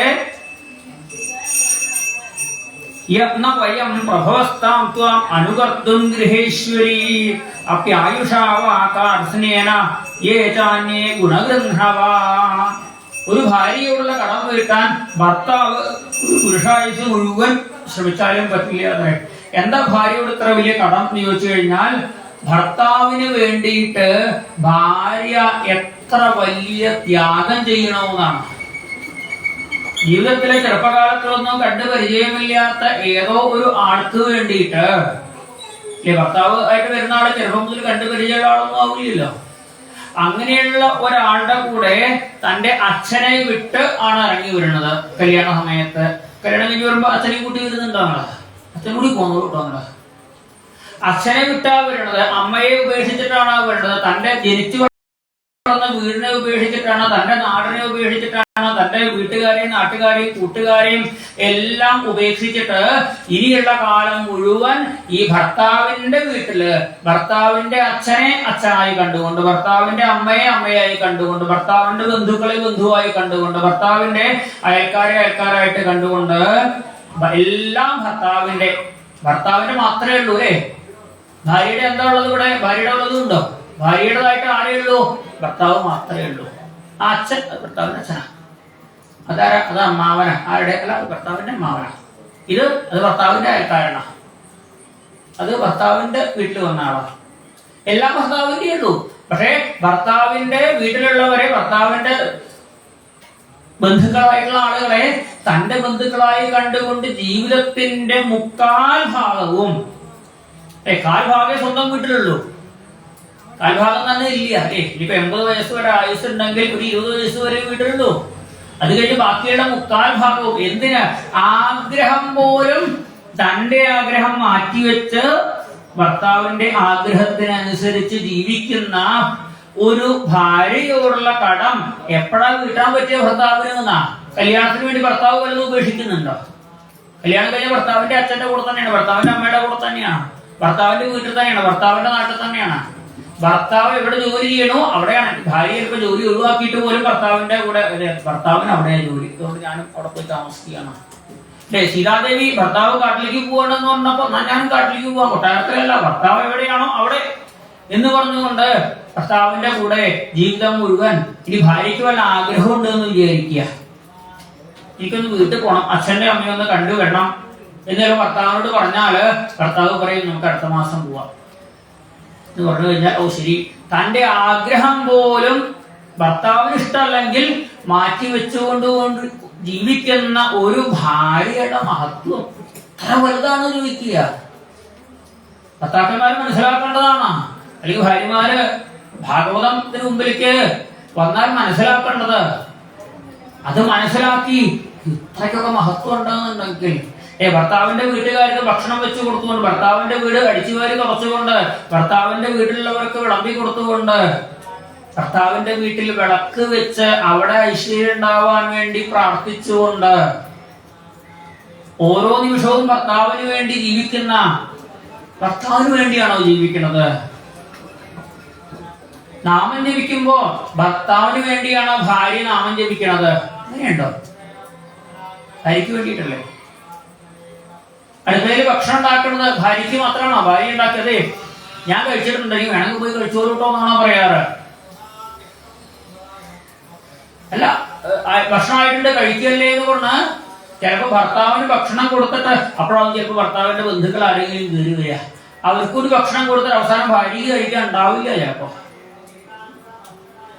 ഇനിയിപ്പോ സാരമില്ല, ഉച്ചയ്ക്ക് ചോറായിട്ട് കഴിക്കാം എന്ന് വിചാരിച്ച് ഭക്ഷണം പോലും ചിലപ്പോൾ കഴിക്കാണ്ടിരിക്കും. എന്തിനാ? ഭർത്താവിന്റെ വീട്ടിൽ വന്ന ആളുകൾക്ക് കൊടുക്കാൻ വേണ്ടി തന്റെ ഭക്ഷണം പോലും മാറ്റി വെക്കുന്ന ത്യാഗം. അത് ഇപ്പോഴത്തെ പെൺകുട്ടികൾക്ക് അറിയുമെന്ന് ശരിയില്ല. പഴയ മുത്തശ്ശിമാരോട് ചോദിച്ചാൽ പറയാം. അവര് കല്യാണം കഴിഞ്ഞ് വന്ന സമയത്ത് മിക്സി ഉണ്ടായിരുന്നോ? ഗ്രൈൻഡർ ഉണ്ടായിരുന്നോ? വാഷിംഗ് മെഷീൻ ഉണ്ടായിരുന്നോ? മോട്ടർ ഉണ്ടായിരുന്നോ? ഗ്യാസ് ഉണ്ടായിരുന്നോ? പറമ്പെന്ന് വിറക് പെറുക്കി കൊണ്ടുവന്നിട്ട് പുകയും കൊണ്ടിട്ട് വേണ്ടായിരുന്നു അടുപ്പില്.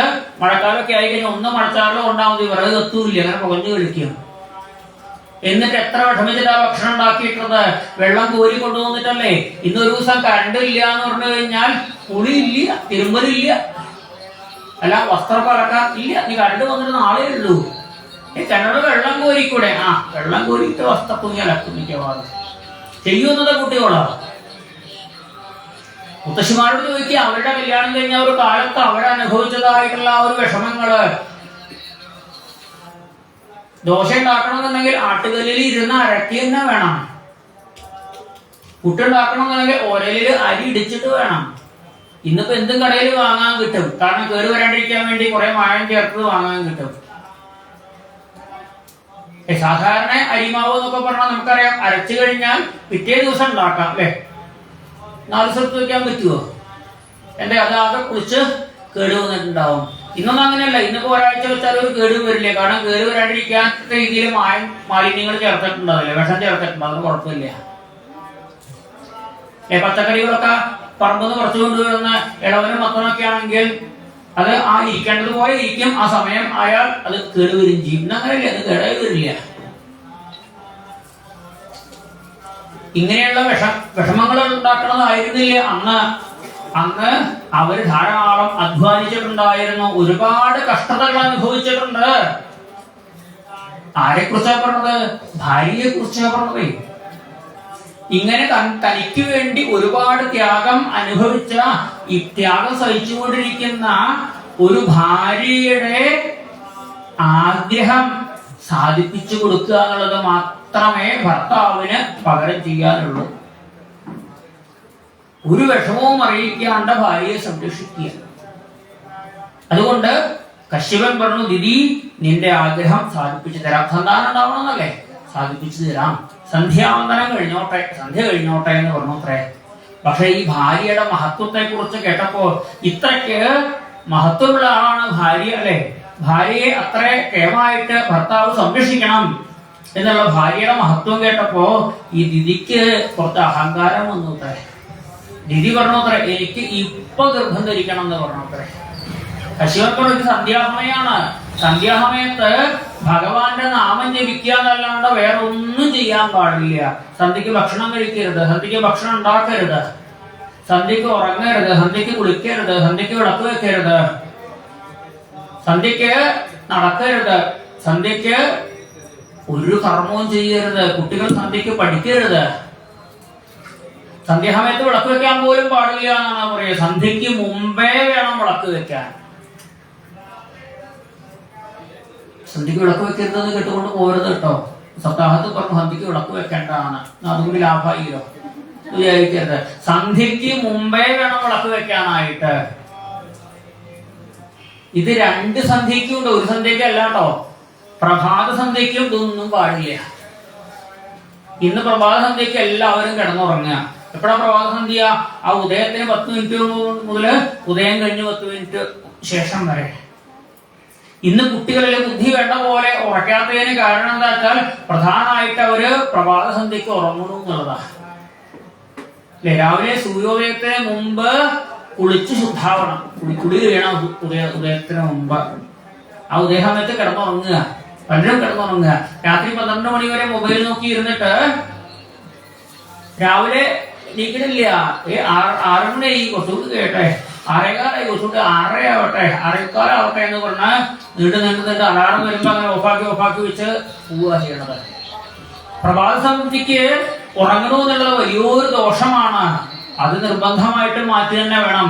2 സന്ധ്യാസമയത്തും, പ്രഭാത സന്ധ്യയ്ക്കും സായം സന്ധ്യയ്ക്കും ഈശ്വര ഉപാസന, നാമജപം അത്രേ പാടുള്ളൂ. കുട്ടികളെ കൊണ്ട് നാമം ജപിക്കാൻ അത്രേ പാടുള്ളൂ. ഇവിടെ സന്ധ്യാസമയത്ത് ഗർഭധാരണത്തെയാണ് ദിതി നിർബന്ധിക്കുന്നത്. എന്തെന്ന് പറഞ്ഞു, മഹാദേവൻ താണ്ഡവ നൃത്തം പാടുന്ന സമയമാണ്. നമശിവായ ജപിക്കും അത്രേ പാടുള്ളൂ. പക്ഷേ ദിതി നിർബന്ധിച്ചു അത്രേ. ദിതി അദ്ദേഹത്തിന്റെ കശ്യപന്റെ ഉത്തരീയം പിടിച്ചു വലിക്കാൻ തുടങ്ങി ഇത്രേ. കശ്യപന് വൃത്തിയില്ലാണ്ടായില്ലേ, പെണ്ണുറുമ്പെട്ടാൽ എന്ന് പറഞ്ഞ ദിതിയില് ആ ദിതിയുടെ നിർബന്ധത്തിന് വഴങ്ങി സന്ധ്യാസമയത്ത് ഗർഭധാരണം ചെയ്യേണ്ടി വന്നു അദ്ദേഹത്തിന്. ദിതി ഗർഭിണിയായി. ആ കുട്ടി അങ്ങനെ ഗർഭത്തിൽ വളർന്നു വരുമ്പോ ഒരു ദിവസം ദിതി ഇങ്ങനെ ചിന്തിക്കുകയാണത്രേ, സന്ധ്യാസമയത്താണ് ഞാൻ ഗർഭിണിയായത്, അതുകൊണ്ട് എന്തെങ്കിലും ദോഷം ഉണ്ടാവോ എന്നുള്ളത്. കശ്യപനോട് ഇന്ന് ചോദിച്ചു അത്രേ. കശ്യപൻ കൊണ്ട് ദോഷം ഉണ്ടാവും എന്നുള്ളതിൽ ഒരു സംശയവും ഇല്ല. ഞാൻ അന്നേ പറഞ്ഞതാണ്, ഞാൻ സന്ധ്യാസമയത്ത് നാമജപം അത്രേ പാടുള്ളൂ, സന്ധ്യാസമയം കഴിയട്ടെ എന്ന് പറഞ്ഞതാണ്. അത് കേട്ടില്ല. അതുകൊണ്ട് മഹാദോഷം ഉണ്ടാവും. 2 തെറ്റാണ് നീ ചെയ്തത്. ഒന്ന്, സന്ധ്യക്ക് താണ്ഡവനൃത്തമാടുന്ന മഹാദേവനെ നിന്ദിച്ചുവെന്നും, 2ാമത് സന്ധ്യാവന്തനം ചെയ്യുന്ന എന്റെ സന്ധ്യാവന്തനം മുടക്കി എന്നുള്ളത്. ഒരാളുടെ ഈശ്വരാരാധന മുടക്കുക എന്ന് പറഞ്ഞു കഴിഞ്ഞാൽ അതിനും വലിയ ദോഷം വേറെ ഇല്ല. അപ്പൊ 2 ദോഷങ്ങൾ ചെയ്യുക കാരണം 2 ദുഷ്ടന്മാരായിട്ടുള്ള മക്കൾ ഉണ്ടാവും. അവരുടെ ദുഷ്പ്രവൃത്തി കണ്ട് ലോകം മുഴുവൻ അവരെ വെറുക്കെന്ന് പറയുക. ആ സമയത്ത് മഹാലോക ഉപദ്രവകാരികളായിട്ട് മാറുമ്പോ ഭഗവാൻ തന്നെ വന്നിട്ട് അവരെ നിഗ്രഹിക്കും എന്ന് ഒരു ശാപമാണ് അത്രേ കൊടുത്തത്. പക്ഷെ ദിതിക്ക് തോന്നി ഭഗവാൻ വന്ന് നിഗ്രഹിക്കും എന്ന് പറഞ്ഞപ്പോ ഭഗവാനെ കണ്ടുകൊണ്ടാവില്ല അവർ മരിക്കുക, അത് നല്ലതല്ലേ എന്ന് തോന്നിയിത്രേ.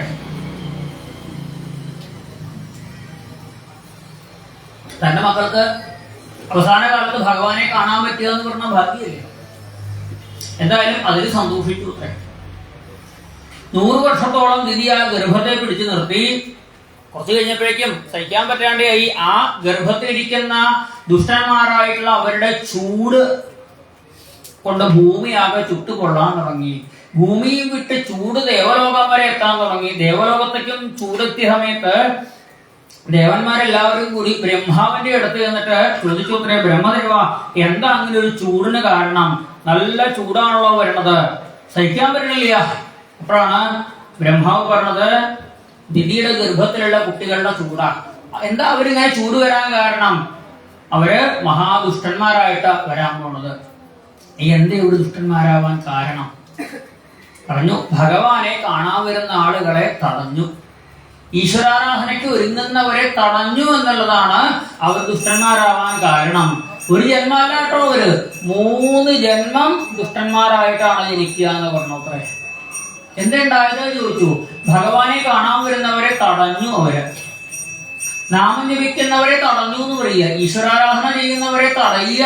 ഈശ്വരാരാധനയിൽ നിന്ന് ഒരു തവണ തടഞ്ഞാൽ മതി 3 ജന്മം അധപതിക്കാനായിട്ട്. എന്തേ ഉണ്ടായത് ആ കഥ എന്ന് പറഞ്ഞു എന്ന് പറയുമ്പോ പറയണു, എന്റെ ആദ്യത്തെ കുട്ടികളായിട്ടുള്ള സനകാദികള്, സനകൻ, സനന്ദനൻ, സനാതനൻ, സനൽകുമാരൻ 4 പേര് 5 വയസ്സേ ഉള്ളൂ എന്നും അവർക്ക്. ആ സനകാദികള് വൈകുണ്ഠലോകം കാണാനായിട്ട്, ഭഗവാനെ കാണാനായിട്ട് പുറപ്പെട്ടു. വൈകുണ്ഠത്തിലെ ഓരോരോ കവാടങ്ങൾ അങ്ങനെ കടന്നു പോകുമ്പോൾ അവിടെയുള്ള കാവൽക്കാരൊക്കെ അവരെ നമസ്കരിച്ച് അകത്തേക്ക് കടത്തി വിട്ടു. 6 പടി കടന്നു കഴിഞ്ഞാല് ശ്രീപരമേശ്വരനെ കാണാം എന്ന് പറയണു. പടിയാറും കടന്ന് അവിടെ ചെല്ലുമ്പോൾ ശിവനെ കാണാകും, ശിവശംഭോ, ശിവനെ കാണാൻ പറ്റും 6 പടി കടന്നാല്. പക്ഷെ വിഷ്ണുവിനെ കാണണം എന്നുണ്ടെങ്കിൽ 1 പടി കൂടി കിടക്കണം, 7 പടി കിടക്കണം. ആ 7ാമത്തെ ഗോപുരത്തിന്റെ അടുത്ത്, ഭഗവാന്റെ ഏറ്റവും അടുത്ത ഗോപുരത്തിന്റെ അടുത്തെത്തിയപ്പോ അവിടുത്തെ കാവൽക്കാരായിരുന്നു ജയവിജയന്മാര്. അവര് ഈ 5 വയസ്സുള്ള കുട്ടികളായിട്ടുള്ള സനകാദികളെ തടഞ്ഞു. ഇപ്പൊ അങ്ങോട്ട് പോണ്ട, ഭഗവാനെ കാണാൻ പോണ്ടെന്ന് പറഞ്ഞു അത്രേ. ഭഗവാനെ കാണാനുള്ള ആ ഒരു ഉത്സാഹത്തിലേ ഇവർ ഒരു ഗോപുരം കൂടി കടന്നാൽ ഭഗവാനെ കാണുകയും അത്രയും അടുത്തെത്തിയപ്പോ സനകാദികളെ തടഞ്ഞു വിജയന്മാര്. ആ സമയത്ത് അവർക്ക് കാമാനുജേന സഹസ, കാമാനുജൻ വന്നു എന്നാണ് പറഞ്ഞത്. കാമത്തിന്റെ അനുജൻ. കാമം എന്ന് പറഞ്ഞു കഴിഞ്ഞാൽ ആഗ്രഹം. ആഗ്രഹത്തിന്റെ പിന്നാലെ വരുന്ന ആളാണ് അത്രേ ക്രോധം. ആഗ്രഹിച്ചുകൊണ്ട് അങ്ങനെ പോണ സമയത്ത് ആ ആഗ്രഹം നടന്നിട്ടില്ലെങ്കിൽ പിന്നാലെ വരുന്ന ആളാണ് ക്രോധം. ഒരു പുതിയ സിനിമയൊക്കെ ഇറങ്ങി, സിനിമ കാണാൻ വേണ്ടിയിട്ട് തയ്യാറായിട്ട് അങ്ങനെ പോവുക. ഭാര്യ ഒന്ന് ഒരുങ്ങി വരുന്നില്ല, വേഗം ഒരുങ്ങി വരുമോ, സമയം വഴുകിയോടെ, വേഗം ടിക്കറ്റ് കിട്ടണ്ടേ എന്നൊക്കെ വിചാരിച്ച് ഒരുവിധം ഒരുങ്ങി കാറിൽ കയറി പോണ സമയത്താണ് അവിടെ ഒരു ബ്ലോക്ക്, വാഹനത്തിന്റെ ബ്ലോക്ക്. ആ സിഗ്നൽ ആണ്. ആ സിഗ്നൽ ഒക്കെ കഴിഞ്ഞ് അവിടെ എത്തി കാറൊക്കെ നിർത്തിയപ്പോൾ അവിടെ പാർക്ക് ചെയ്യാൻ അങ്ങേ അറ്റത്ത് കൊണ്ടുപോയി പാർക്ക് ചെയ്യണം. പാർക്കൊക്കെ ചെയ്തിട്ടുണ്ടോ, വന്നപ്പോഴേക്കും ഇവിടെ ടിക്കറ്റ് കഴിഞ്ഞു കേട്ടോ. ടിക്കറ്റ് കഴിഞ്ഞു എന്ന് പറയുമ്പോഴേക്കും എന്തൊക്കെയാ ഉള്ളിൽ വരിക? ആദ്യം ഭാര്യയോട് പറയുന്നത് ഈ ഒരുങ്ങി ഇറങ്ങാൻ വഴുകിയതാണോ അതുകൊണ്ട് ഭാര്യയോട് ക്രോധം, പിന്നെ ആ സിഗ്നൽ ലൈറ്റിനോട് ക്രോധം, പിന്നെ നമ്മുടെ മുമ്പിൽ അവിടെ ഉണ്ടായിരുന്ന മറ്റു വാഹനക്കാരോടൊക്കെ ഈ വാഹനങ്ങളുടെ തിരക്കുകൊണ്ടാണ് നമുക്കിത് കിട്ടാണ്ട് പോയത്, കാണാൻ പറ്റാണ്ട് പോയത് എന്ന് പറഞ്ഞ് ആരോടൊക്കെ ദേഷ്യം വരിക നിശ്ചയില്ല. എന്റെ ദേഷ്യം വരാൻ കാരണം കാണണമെന്ന ഉദ്ദേശത്തോടു കൂടി പോയി, അതിയായ ആഗ്രഹത്തോടു കൂടിയാണ് പോയത്. വലിയ ഉപകാരമൊന്നുമില്ലാത്ത സിനിമ കാണാൻ പോയിട്ട് തടസ്സം വന്നാൽ പോലും നമുക്ക് ക്രോധം വരണമെന്നുണ്ടെങ്കിൽ ഭഗവാനെ കാണാൻ പോയിട്ട് തടസ്സം വന്നാൽ ഉണ്ടാകുന്ന വിഷമം എത്രയോ പേർക്ക് ഭഗവാനെ കാണാൻ പോകുമ്പോ. പക്ഷേ നമ്മൾക്ക് ദേഷ്യം വന്നാൽ നമുക്ക് ദോഷം ഉണ്ടാവുക. പക്ഷേ സജ്ജനങ്ങൾക്ക് ക്രോധം വന്നു കഴിഞ്ഞാൽ അത് ലോകത്തിന് നന്മയായിട്ടേ മാറുള്ളൂ. സനകാദികൾക്ക് ക്രോധം വന്നപ്പോ അവര് ജയവിജയന്മാരെ ശമിച്ചു. ഭഗവാനെ കാണാൻ വരുന്നവരെ വേണ്ട സൗകര്യങ്ങളൊക്കെ ചെയ്തു കൊടുക്കാനാണ് നിങ്ങളിപ്പോ നിർത്തിയിട്ടുള്ളത്. അതിനു പകരം ഭഗവാനെ കാണാൻ വരുന്നവരെ തടയല്ലേ ഉണ്ടായത്. ഒരു 3 ജന്മം നിങ്ങൾ അസുരന്മാരായിട്ട് ജനിക്കൂ എന്ന് പറഞ്ഞ ശാപം കൊടുത്തു. ശപിച്ചു കഴിഞ്ഞപ്പോഴാണ് സനകാദികൾക്ക് തോന്നിയത് ഭഗവാന്റെ കാവൽക്കാരെ ഇപ്പൊ തടയാൻ ഞങ്ങൾക്ക് എന്താ അധികാരം, അവരെ ശപിക്കാൻ എന്താ അധികാരം, ഭഗവാൻ തന്നെ നിശ്ചയിച്ച് നിർത്തിയിട്ടുള്ള ആൾക്കാരാണ്. അപ്പൊ ഞങ്ങൾ ശപിച്ചത് ശരിയായില്ല എന്ന് സനകാദികൾക്ക് വിഷമം തോന്നി. ജയവിജയന്മാർക്കും തോന്നിയിട്ടേ ഭഗവാനെ കാണാൻ വരുന്നവരെ തടഞ്ഞിട്ട് വെറുതെ ശാപം ഏറ്റുവാങ്ങി. രണ്ടുപേർക്കും വിഷമമായപ്പോ ഭഗവാൻ അകത്തു നിങ്ങൾ വന്നു അത്രേ. സനകാദികളോട് പറഞ്ഞു അത്രേ, നിങ്ങൾ കുറ്റക്കാരല്ല എന്ന് പറഞ്ഞു. ഈ ദേവിജയന്മാര് മുമ്പ് മഹാലക്ഷ്മി വരുന്ന സമയത്ത് മഹാലക്ഷ്മിയെ ഇതുപോലെ തടഞ്ഞിട്ടുണ്ട്. അന്ന് മഹാലക്ഷ്മി അമ്മ എന്ന ഒരു വാത്സല്യം കൊണ്ട് ശപിച്ചില്ല, ശിക്ഷിച്ചില്ല എന്നേ ഉള്ളൂ. ഇന്നിപ്പോ നിങ്ങൾ ശിക്ഷ കൊടുത്തു, അതിൽ ഒരു ലോഹവും ഇല്ല. ഞാനാണ് തെറ്റുകാരൻ എന്ന് പറഞ്ഞു. സനകാദികളെ നിങ്ങളെപ്പോലെയുള്ള ഭക്തന്മാർ വരുമ്പോ പഠിക്കല് പോയിട്ട് സ്വീകരിച്ചു കൊണ്ടുവരണം. ഞാനത് ഉണ്ടായില്ല, അപ്പൊ ഞാനാ തെറ്റുകാരൻ, അതുകൊണ്ട് നിങ്ങൾ വിഷമിക്കണ്ട എന്ന് പറഞ്ഞ് സനകാദികളെ പറഞ്ഞു വെച്ചു. ജയവിജയന്മാരോട് പറഞ്ഞു, നിങ്ങൾ പേടിക്കണ്ട, നിങ്ങൾ 3 ജന്മം അസുരന്മാരായിട്ട് ആശ്രിക ഭാവത്തിൽ ജനിച്ചോളൂ. നിങ്ങളെ തിരിച്ചു കൊണ്ടുവരാൻ വേണ്ടി ഞാൻ 4 തവണ ഭൂമിയിലേക്ക് വരുമെന്ന് പറഞ്ഞു. അവര് പറഞ്ഞു, ഭഗവാനെ ഒരിക്കലും ഞങ്ങൾക്ക് ഭഗവാനെ മറക്കാൻ ഇടവരരുത് എന്ന് പറഞ്ഞു. ഭഗവാൻ പറഞ്ഞു, മറക്കില്ല എന്നെ. വൈകുണ്ഠത്തിലെ കാവൽക്കാരായിട്ട് നിൽക്കുന്നവരല്ലേ, ഒരിക്കലും എന്നെ മറക്കില്ല. പക്ഷേ ഭക്തിയിൽ ചെറിയൊരു മാറ്റം വരുമെന്ന് പറഞ്ഞു. എന്തായി മാറും? ശത്രുതാഭക്തിയാവും വരിക എന്ന് പറഞ്ഞു. പ്രേമഭക്തിയാവില്ല, ശത്രുതാഭക്തിയാവും വരിക. പ്രേമത്തോടു കൂടി ഓർക്കുന്നതിനേക്കാൾ തീവ്രത കൂടും ശത്രുവായിട്ട് ഓർക്കുന്ന സമയത്ത്. പ്രേമിക്കുന്ന ആൾക്കാരെ നമ്മൾ ചിലപ്പോഴൊക്കെ മറന്നു എന്ന് വരും. അയ്യോ ഞാൻ മറന്നു എന്നും മെസ്സേജ് അയക്കാൻ മറന്നു, ഫോൺ വിളിക്കാൻ മറന്നു, തിരക്കിനിടയിൽ എന്നൊക്കെ പറയും ചിലപ്പോൾ. പക്ഷെ ശത്രുക്കൾ ഒരിക്കലും മറക്കില്ല അത്രേ. അതുകൊണ്ട് ഭഗവാനെ ശത്രുവായിട്ട് കാണാൻ അനുഗ്രഹിച്ചു ഭഗവാൻ. ഇങ്ങനെ സനകാദികളുടെ ശാപം കൊണ്ട് ജയവിജയന്മാരാണ് ഈ ദിതിയുടെ ഗർഭത്തിലുള്ളത് എന്ന് പറഞ്ഞു അത്രേ. എന്താ ഉണ്ടാവുക ചോദിച്ചു. അവർ പുറത്തു വന്നാൽ വലിയ വിഷമാണ്, വരാണ്ടിരിക്കില്ല, പുറത്തു വരും എന്ന് പറഞ്ഞു. കുറച്ചു കാലം കഴിഞ്ഞ് ഗിരിക്ക് വയറ്റിൽ പിടിച്ചു നിർത്താൻ പറ്റിയില്ല. അവര് പുറത്തേക്ക് വന്നു. അസുരന്മാരെ രണ്ടുപേര് പുറത്തു വന്നപ്പോ തന്നെ ആകാശത്തോളം ഉയരം വെച്ചു. കശ്യപൻ അവർക്ക് പേര് കൊടുത്തു. ഹിരണ്യാക്ഷൻ എന്നും ഹിരണ്യകശിപു എന്നും പേര് കൊടുത്തു. രണ്ടുപേർക്കും ഓരോ ഗത കയ്യിൽ കൊടുത്തിട്ട് പറഞ്ഞു, ഈ ഗത നിങ്ങളുടെ കയ്യിലുള്ളിടത്തോളം കാലം ആർക്കും നിങ്ങളെ കൊല്ലാൻ പറ്റില്ല എന്ന് പറഞ്ഞ് 2 ഗത രണ്ടുപേർക്കും കൊടുത്തു. അത്രേ.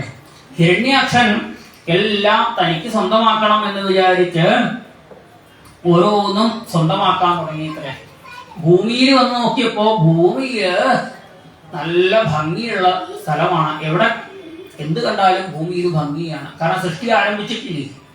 പിന്നെ മനുഷ്യനെ സൃഷ്ടിക്കാൻ തുടങ്ങിയതിന് ശേഷമല്ലേ മനുഷ്യൻ ഭൂമിയെ മലിനമാക്കാൻ തുടങ്ങിയത്. പണ്ട് സൃഷ്ടിക്ക് മുമ്പ് ഭൂമി വളരെ ഭംഗി തന്നെയാണ്. പർവ്വതങ്ങളും മലനിരകളും വൃക്ഷലതാദികളെയൊക്കെ സൃഷ്ടിച്ചിട്ടുണ്ടേ. അപ്പൊ അതുകൊണ്ട് ഭൂമി നല്ല ഭംഗിയാണ്.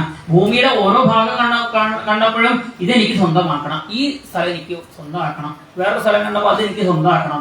നോക്കുമ്പോ ഭൂമി മുഴുവൻ സുന്ദരമാണ്. ഹിരണ്യാക്ഷൻ എന്ത് ചെയ്തു പറയോ, ഭൂമിയെ അങ്ങനെ എടുത്തു കൊണ്ടുപോയി. ഇത്രേ. ഭൂമിയെ അങ്ങനെ എടുത്തു കൊണ്ടുപോയിട്ട് തന്റെ ലോകമായിട്ടുള്ള രസാതലത്തില് കൊണ്ടുവന്ന് വെച്ചു. ആ രസാതലത്തില് ഭൂമിയെ വെച്ചതിന് ശേഷം ഈ എന്താ സ്വന്തമാക്കേണ്ടത് എന്ന് വിചാരിച്ച് നടക്കുക. എന്താ സ്വന്തമാക്കേണ്ടത് നോക്കി. ആരെങ്കിലും സ്വന്തമാക്കാനുണ്ടോ? ആരെങ്കിലും ജയിക്കാനുണ്ടോ? എന്നേക്കാൾ കേമന്മാരായിട്ട് ആരെങ്കിലും ഉണ്ടോ എന്ന് അന്വേഷിച്ച് നടക്കുകയാണ്. അപ്പോഴാണ് വരുണനെ കണ്ടത്. ഭൂമിയുടെ 3/4 ഭാഗവും സമുദ്രമാണല്ലോ. സമുദ്രത്തിന്റെ ദേവനായിട്ടുള്ള വരുണനെ കണ്ടപ്പോ, സമുദ്രം കണ്ടപ്പോ ഈ സമുദ്രം സ്വന്തമാക്കണം തോന്നി. സമുദ്രത്തിന്റെ ദേവനായിട്ടുള്ള വരുണനെ കണ്ടിട്ട് പറഞ്ഞു, വരുണ, നിന്റെ എന്റെ സമുദ്രം. അതെ, ആ സമുദ്രത്തിന്റെ ദേവൻ ഞാനാണ്. നമുക്കൊന്ന് യുദ്ധം ചെയ്യാം. എനിക്ക് യുദ്ധം ചെയ്ത് നിന്നെ തോൽപ്പിച്ച് ഈ സമുദ്രം സ്വന്തമാക്കണം. വരുണൻ പറഞ്ഞു, ഞാൻ യുദ്ധത്തിനൊന്നുമില്ല. കാരണം ഹിരണ്യാക്ഷനായിട്ടുള്ള അങ്ങോട്ട് യുദ്ധം ചെയ്യാനുള്ള കഴിവൊന്നും എനിക്കില്ല എന്ന് പറഞ്ഞു. അപ്പൊ ചോദിച്ചു, എനിക്ക് യുദ്ധം ചെയ്യാൻ പറ്റിയ എന്നേക്കാൾ വലുതായിട്ട് ആരെങ്കിലും ഉണ്ടോ എന്ന് ചോദിച്ചു. അപ്പോ വരുണൻ പറഞ്ഞു, അത്ര എല്ലാത്തിലും വലുത് ശ്രീമൻ നാരായണനാണ് എന്ന് പറഞ്ഞു. അത്ര എല്ലാത്തിലും വലുത് ഈ പ്രപഞ്ചം മുഴുവൻ നാരായണന്റെ സ്വന്തമാണ്. ഓ, അപ്പൊ ആ നാരായണനെ തോൽപ്പിച്ചു കഴിഞ്ഞാൽ ഈ പ്രപഞ്ചം മുഴുവൻ സ്വന്തമാക്കാൻ പറ്റൂലേ?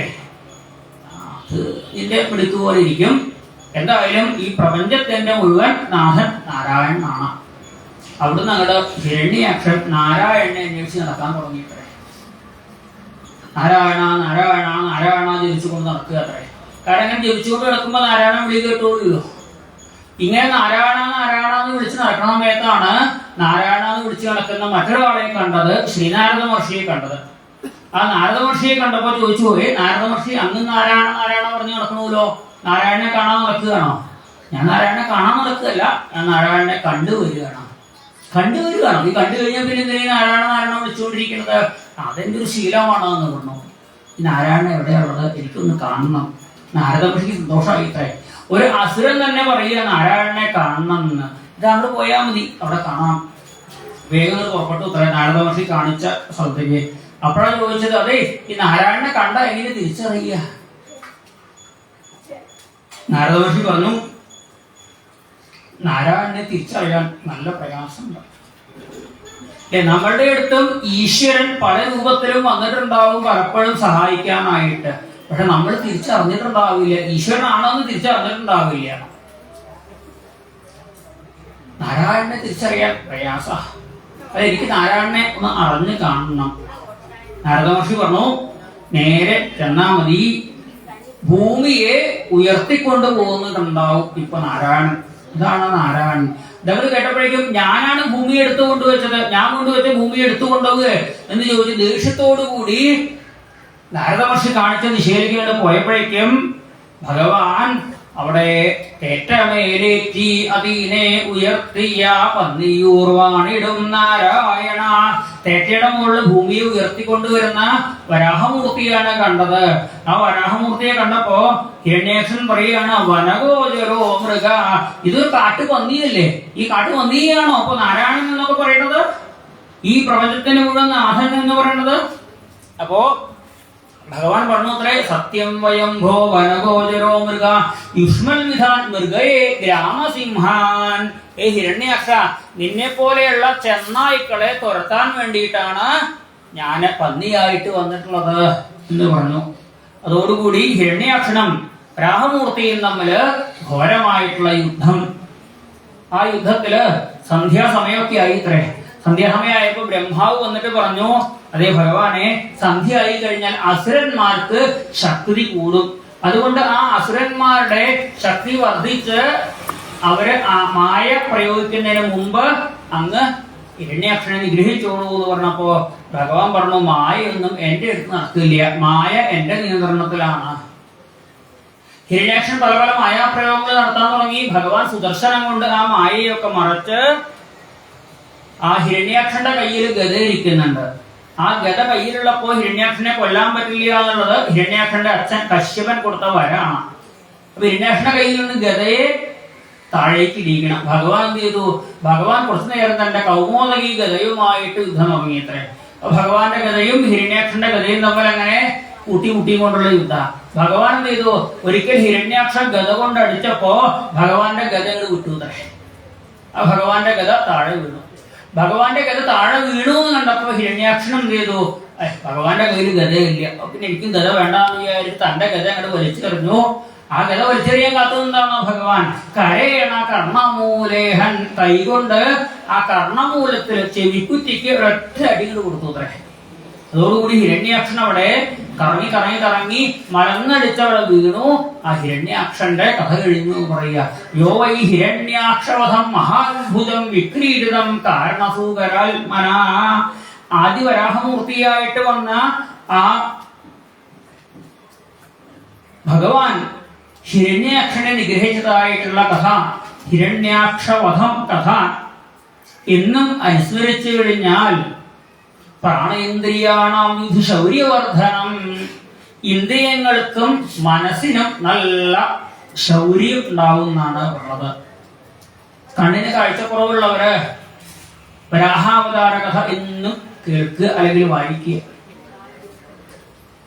ചെവിക്ക് കേൾവിക്കുറവുള്ളവര് വരാഹാവതാര കഥ എന്നും ഓർക്കുകയെങ്കിലും ചെയ്യുക.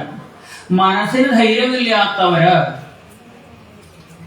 കുട്ടികളൊക്കെ ആണെന്നുണ്ടെങ്കിൽ മനസ്സിന് ധൈര്യം ഉണ്ടാവാൻ വേണ്ടിയിട്ട് അവർക്ക് ശ്രീകൃഷ്ണന്റെ അമ്പലത്തിൽ കൊണ്ടുപോയിട്ട് മഞ്ചാടി വാരിച്ചാൽ മതി. മഞ്ചാടി കൊണ്ട് കുന്നിക്കുരു കൊണ്ടൊക്കെ തുലാഭാരം നടത്തിയാൽ മതി, മഞ്ചാടി വാരിച്ചാൽ മതി.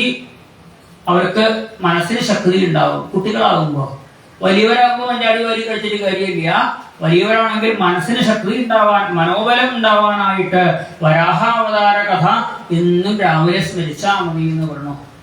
ആ വരാഹമൂർത്തിയെ, ശിവരാഹത്ത് വളർന്നതായിട്ടുള്ള വരാഹമൂർത്തിയെ മാസത്തിൽ ഒരിക്കലെങ്കിലും പോയിട്ട് തൊഴുക. മനസ്സിനും ഇന്ദ്രിയങ്ങൾക്കും നല്ല ശൗര്യം ഉണ്ടാവും. കണ്ണിന്റെ ശൗര്യം എന്ന് പറഞ്ഞാൽ കാഴ്ച, ചെവിയുടെ ശൗര്യം എന്ന് പറഞ്ഞാൽ കേൾവി, കൈകാലുകളുടെ ശൗര്യം എന്ന് പറഞ്ഞു കഴിഞ്ഞാൽ സുഖമായിട്ട് നടക്കാനും കർമ്മങ്ങൾ ചെയ്യാനുമുള്ള ആ ആരോഗ്യം, മനസ്സിന് ധൈര്യം.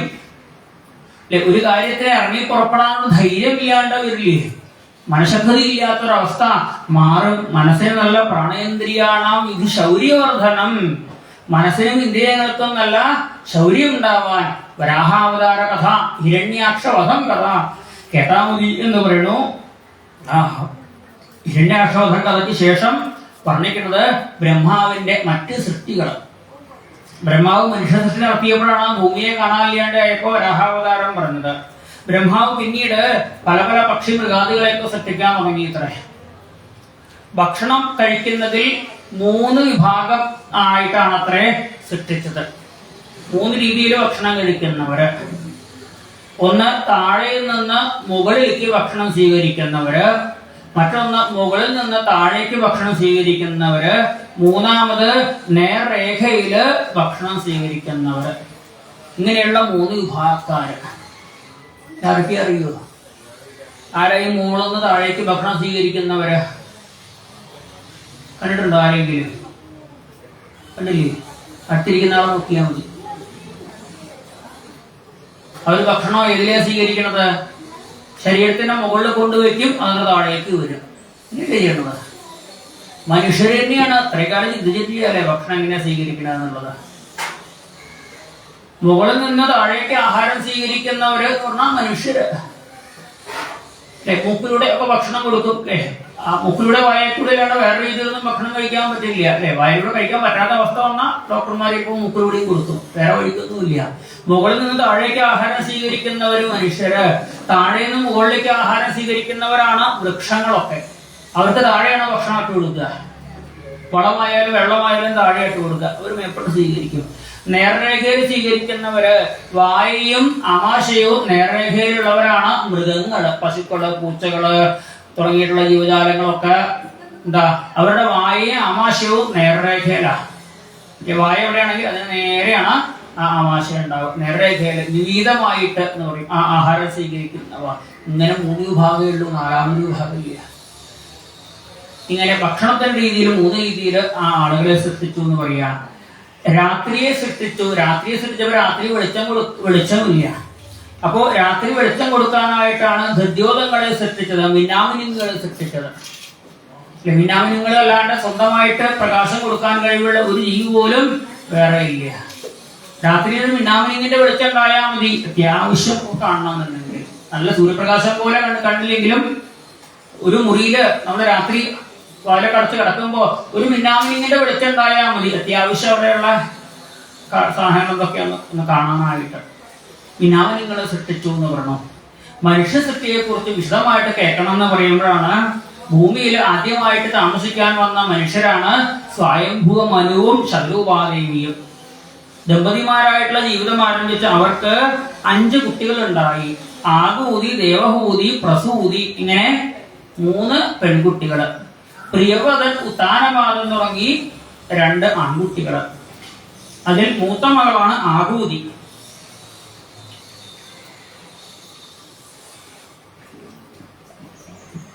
ആകൂതിയെ രുചി എന്ന ഒരു പ്രജാപതിയാണ് വിവാഹം കഴിച്ചത്.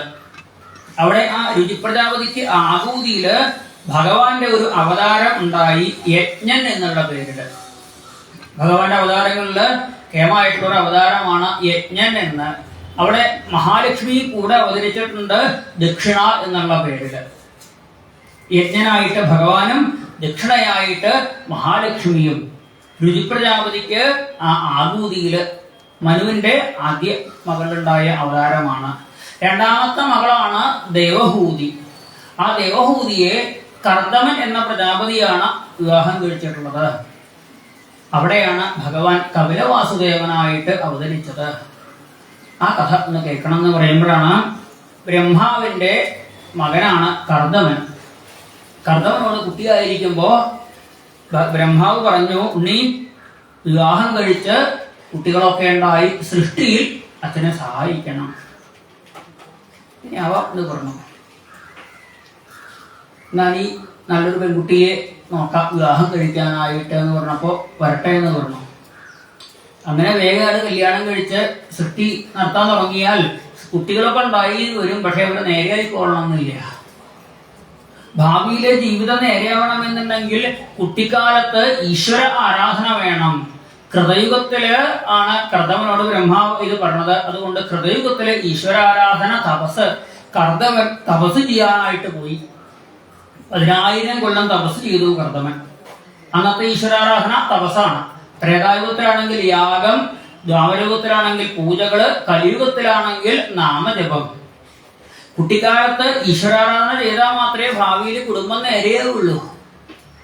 അടുത്ത് കല്യാണം കഴിഞ്ഞിട്ട് അവരുടെ ആ കുടുംബജീവിതം ശരിയാവണില്ല കേട്ടോ. കല്യാണം കഴിഞ്ഞ് താമസിയാണ്ട് ഡൈവേഴ്സിനൊക്കെ ഒരുങ്ങുന്നുണ്ട് അവര്. എന്തേ കാരണം? കുട്ടിക്കാലത്ത് ഈശ്വരാരാധന ചെയ്തിട്ടില്ല. ഈശ്വരാരാധന കൊണ്ട് മാത്രമേ നല്ല ഒരു ജീവിതം കിട്ടുള്ളൂ. തപസ് ചെയ്ത ആ കർദമന്റെ മുമ്പില് ഭഗവാൻ പ്രത്യക്ഷപ്പെട്ടു.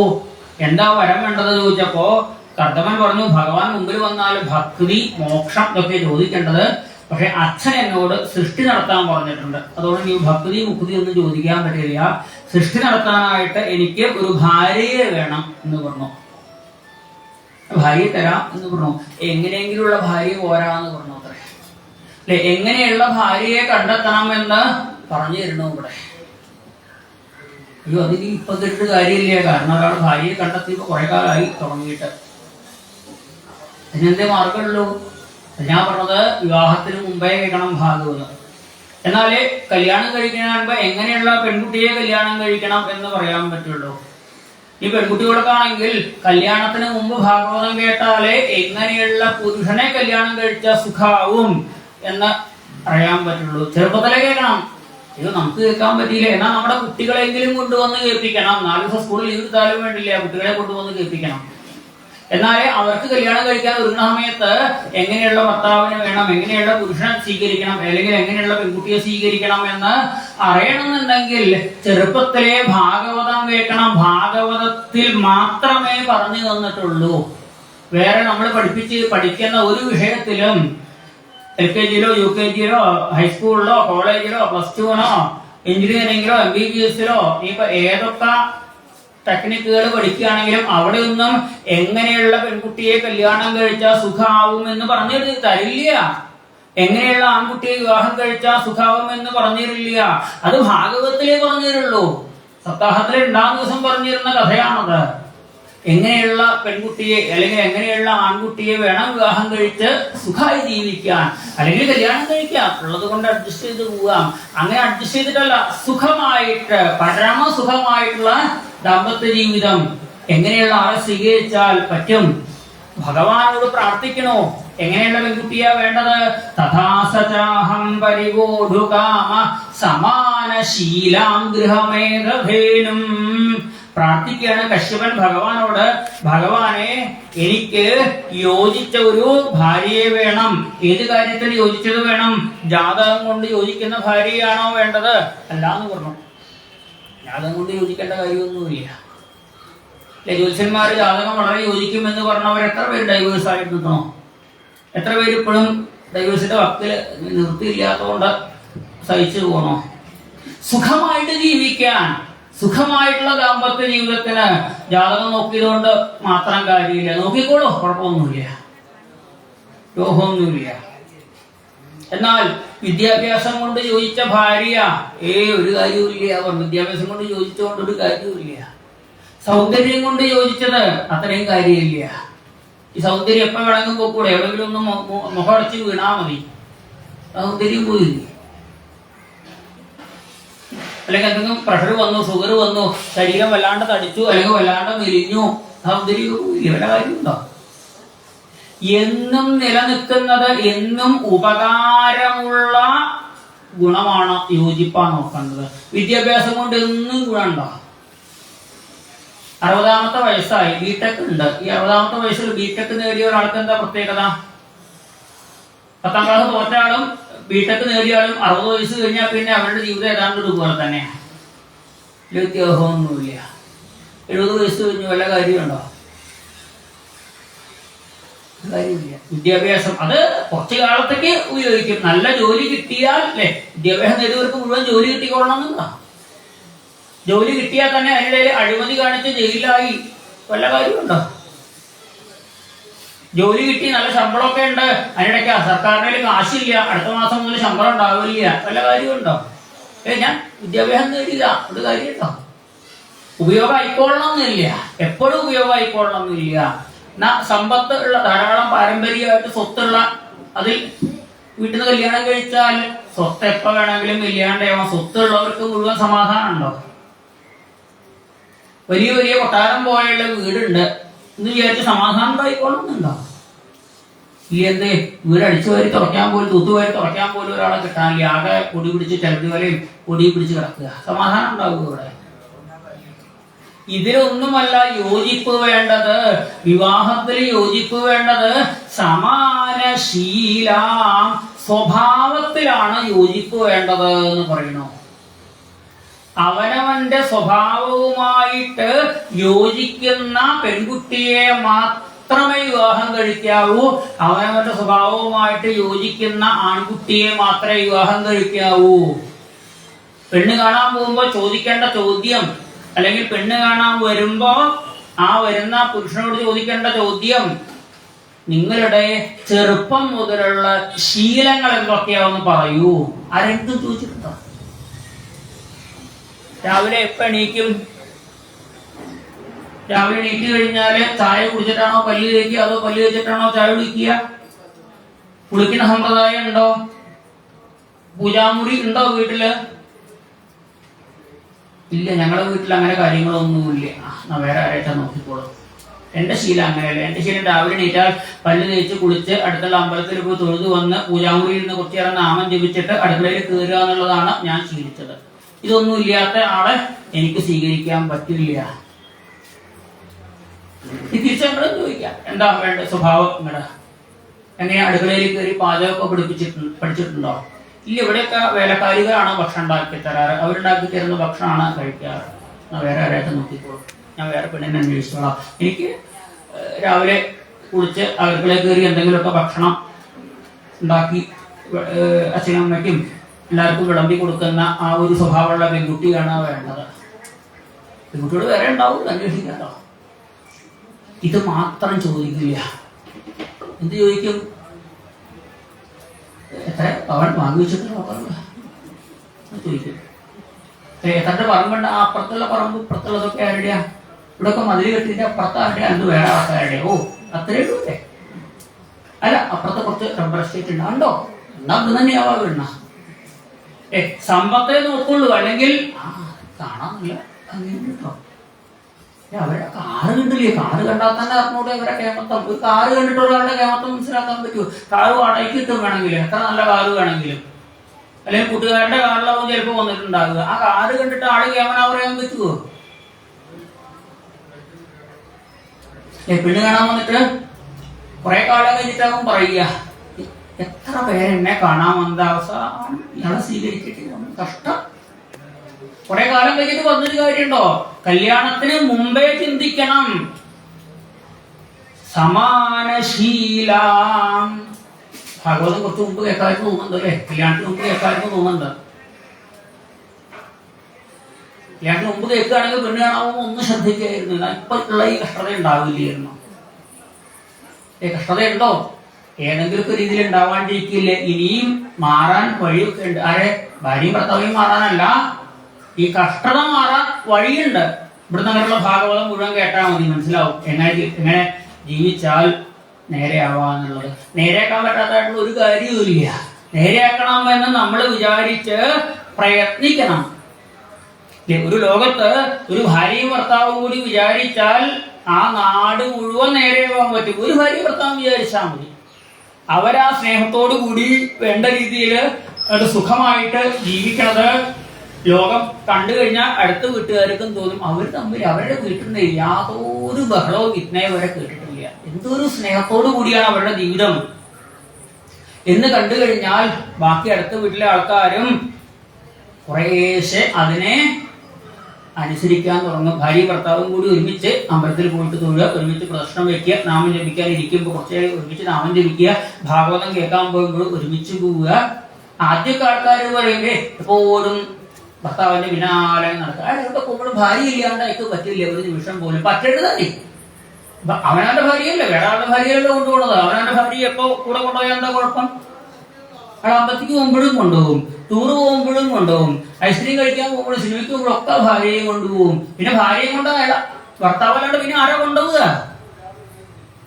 അവിടുന്ന് ഭാര്യയുടെ അച്ഛൻ വരും, അല്ലെങ്കിൽ മോളെ അച്ഛൻ നാളെ സിനിമയ്ക്ക് പോകും, അങ്ങനെ വരുന്നുണ്ടോ വെച്ച് ഭാര്യയുടെ അച്ഛൻ കൊണ്ടുപോകും. ഒന്നുമില്ല, ഭർത്താവ് തന്നെ വേണം കൊണ്ടുപോകാൻ. സ്നേഹത്തോടു കൂടി, പുറമെ മാത്രമല്ല വീടിനകത്തും അതേ സ്നേഹത്തോടു കൂടി. ഭർത്താവ് അത് വിളിച്ചു കഴിഞ്ഞാൽ ഭാര്യ എന്ത് പണി ചെയ്യുകയാണെങ്കിലും അത് നിർത്തിവെച്ച് അങ്ങോട്ട് അടുത്തേക്ക് എത്തുന്ന ആ ഒരു സ്നേഹം. ഭർത്താവ് അതുപോലെ എന്ത് പണി ചെയ്യുകയാണെങ്കിലും ഭാര്യ അങ്ങോട്ട് വിളിച്ചാൽ അടുത്തേക്ക് അത് പണി നിർത്തിവെച്ച് അടുത്തേക്ക് എത്തുന്ന സ്നേഹം. സുഖം അറിയോ? ഭാര്യാഭർത്തൃ ജീവിതം എന്ന് പറഞ്ഞു കഴിഞ്ഞാൽ ഇത്രയ്ക്ക് സന്തോഷകരമായിട്ടുള്ള ഒരു ജീവിതം. തനിക്ക് ഏറ്റവും പ്രിയപ്പെട്ട, തന്നെ വിശ്വസിച്ച് എല്ലാം ഉപേക്ഷിച്ച് വന്നയാളാണ് ഈ ഭാര്യ എന്ന ചിന്ത ഭർത്താവിൽ ഉണ്ടായാൽ മതി. തനിക്കൊരു വിഷമം വന്നാൽ, താൻ വയ്യാണ്ട് കിടന്നു കഴിഞ്ഞാൽ അച്ഛനും അമ്മയ്ക്കും ഒക്കെ ഒരു പരിധിയുണ്ട് അടുത്തേക്ക് വന്ന് പരിചരിക്കാനായിട്ട്. ഒരു പരിധിയില്ലാണ്ട് നമ്മളെ വന്ന് പരിചരിക്കാൻ ഭാര്യ ഉണ്ടാവുള്ളൂ. അതുപോലെ ഭാര്യയ്ക്കും തനിക്ക് എന്തെങ്കിലും ആവശ്യം വന്നാൽ അത് നടത്തിത്തരാൻ ഭർത്താവ് മാത്രമേ ഉള്ളൂ. ഇടയ്ക്കൊന്ന് ദേഷ്യപ്പെടണം എന്നുണ്ടെങ്കിലും, ഇടയ്ക്കൊന്ന് പരിഭവിക്കണം എന്നുണ്ടെങ്കിലും, ഇടയ്ക്കൊന്ന് കരയണം എന്നുണ്ടെങ്കിലും ഭർത്താവ് എള്ളു തനിക്ക് എന്ന ചിന്ത ഭാര്യയുടെ ഉള്ളിലുണ്ടായാൽ എന്തൊരു സുഖാവെന്നറിയൂ ആ ഒരു ജീവിതം. ഭാര്യാവർത്തന ജീവിതം പോലെ ആനന്ദകരമായിട്ടുള്ള ഒരു ജീവിതം വേറെ ഇല്ല. ലോകത്തിലെ ഭാഗവത്തിലെ ഇനി അനവധി ദിക്കിൽ കേൾക്കാൻ പറ്റും. ഏറ്റവും സ്നേഹത്തിന്റെ ഏറ്റവും ഉത്തമമായിട്ടുള്ള സ്നേഹം എന്ന് പറഞ്ഞു കഴിഞ്ഞാൽ ഭാര്യ ഭർത്താവിനെ സ്നേഹിക്കുന്ന സ്നേഹമാണ് അത്രേ. ഒരു പരിചയമില്ലാത്ത ഒരു ചക്കന്റെ പിന്നാലെ വന്നിട്ട് ജീവിതകാലം മുഴുവൻ അവന്റെ കൂടെ. സ്വന്തം അച്ഛനും അമ്മയ്ക്കും പോലും സഹോദരന്മാർക്കും ഒന്നും ഇല്ലാത്ത സ്ഥാനമല്ലേ ആ ഭാര്യയ്ക്ക് കൊടുക്കണത്, ആ ഭർത്താവിന് കൊടുക്കണത്. ആ ധന്യത ഭാഗവത കഥകളിലൂടെ മനസ്സിലാക്കി കഴിഞ്ഞാൽ ഒരൊറ്റ ദിക്കിലും ഡൈവേഴ്സിന്റെ ആവശ്യം ഉണ്ടാവില്ല, കുടുംബ കോടതിയുടെ ആവശ്യം ഉണ്ടാവില്ല. പക്ഷേ ഇത് കേൾക്കാൻ തയ്യാറാവണില്ല, ഭാഗവതം കേൾക്കാൻ തയ്യാറാവണില്ല. ഭാഗവതം കേട്ടാൽ മനസ്സിലാവും എങ്ങനെ സുഖമായി ജീവിക്കാൻ പറ്റുമെന്ന്. കശ്യപൻ തന്റെ ഭാര്യയ്ക്ക് സന്താന ഭാഗ്യം ഉണ്ടാവണമെന്ന് പറഞ്ഞപ്പോ ഭാര്യയുടെ മഹത്വം അവിടെ പറഞ്ഞു തന്നു. ഇനി എങ്ങനെയുള്ള ഭാര്യയെ സ്വീകരിക്കണമെന്ന് കർദമൻ പറഞ്ഞു തന്നു. ഭഗവാനോട് പ്രാർത്ഥിച്ചു സമാനശീലാം. എന്താ അവിടെ പറഞ്ഞിരുന്നത്? അവനവന്റെ സ്വഭാവത്തിന് യോജിക്കുന്ന ഒരു ജീവിത പങ്കാളിയെ കാണിച്ചു തരാൻ ഭഗവാന് മാത്രമേ പറ്റുള്ളൂ. ഏതെങ്കിലും ബ്രോക്കർമാർക്ക് പറ്റുമോ? ബ്രോക്കർമാർ വന്നിട്ട് പറയും ചിലപ്പോ നിങ്ങളുടെ കുട്ടിയുടെ വിദ്യാഭ്യാസത്തിന് പറ്റിയ ഒരു പയ്യൻ അവിടെ ഉണ്ട് കേട്ടോ, നിങ്ങളെപ്പോലെ സമ്പത്തിന് യോജിച്ച ഒരു പയ്യൻ അവിടെ ഉണ്ട് കേട്ടോ, അല്ലെ നിങ്ങളുടെ മകന് യോജിച്ച സുന്ദരിയായിട്ടുള്ളൊരു പെണ്ണ് ഉണ്ട് കേട്ടോ എന്നൊക്കെ വേണമെങ്കിൽ ഒന്ന് ബ്രോക്കർമാർ പറയും. പക്ഷേ നിങ്ങളുടെ മകന്റെ സ്വഭാവത്തിന് പറ്റിയ ഒരു പെൺകുട്ടി ഉണ്ട് എന്ന് പറയാൻ പറ്റുമോ അധികം ബ്രോക്കർക്ക്? നിങ്ങളെ മകള് എപ്പോഴും അമ്പലത്തിലൊക്കെ പോയി തൊഴുന്ന കഥകളൊക്കെ കേൾക്കാൻ പോണ കുട്ടിയല്ലേ, ഇതുപോലെ ഉള്ള ഒരു പയ്യൻ അവിടെ ഉണ്ട് കേട്ടോ. ഒരു ബ്രോക്കറും പറയില്ല. പേപ്പറിൽ കാണാറുണ്ടോ വിവാഹിക പരസ്യത്തിൽ അല്ലെ, എവിടെയെങ്കിലും നല്ല സ്വഭാവമുള്ള ഒരു പയ്യൻ ഉണ്ട് എന്ന് കേട്ടിട്ടുണ്ടോ? ഞായറാഴ്ച പേപ്പർ എടുത്ത് നോക്കൂ, എവിടെയെങ്കിലും കണ്ടിട്ടുണ്ടെങ്കിൽ പറയൂ നല്ല സ്വഭാവമുള്ള ഒരു പെൺകുട്ടി ഉണ്ട് എന്ന് കണ്ടിട്ടുണ്ടോ? കാണില്ല. കാരണം സ്വഭാവത്തിന്റെ യോഗ്യത എങ്ങനെ മനസ്സിലാക്കുള്ളൂ? പരസ്പരം സംസാരിച്ച് അവരവരുടെ ആ സ്വഭാവത്തിന് യോജിക്കുമോ എന്നുള്ളത് അവരവർക്ക് തന്നെ കണ്ടെത്താൻ പറ്റുള്ളൂ, വേറെ ആർക്കും കണ്ടെത്താൻ പറ്റില്ല. അതുകൊണ്ടാണ് പെണ്ണ് കാണാൻ പോയി കഴിഞ്ഞാല് പെൺകുട്ടിയുടെ ആൺകുട്ടിക്ക് വേണ്ടി കാണാൻ പോയി കഴിഞ്ഞാൽ അമ്മ പോയിട്ട് കാണണം എന്നാണ് പറയുക. അമ്മ പോയി കണ്ട് പെൺകുട്ടിയെ ഇഷ്ടപ്പെടണം. അച്ഛൻ പോയി കണ്ടിട്ടോ അമ്മ പോയി കണ്ടിട്ടോ പോരാ. കാരണം എന്താ? തന്റെ മകന്റെ സ്വഭാവം ആർക്കേ അറിയുള്ളൂ?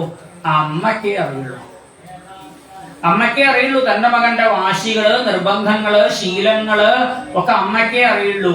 ഈ അമ്മ അവിടെ പോയിട്ട് പെൺകുട്ടിയെ കണ്ടിട്ട് പറയേണ്ടത് എന്റെ മകന്റെ സ്വഭാവം ഇന്നതൊക്കെയാണ്, ഇതുമായിട്ട് യോജിച്ചു പോകാൻ പറ്റുമോ എന്നുള്ളത് അമ്മയാണ് പോയിട്ട് നോക്കേണ്ടത്.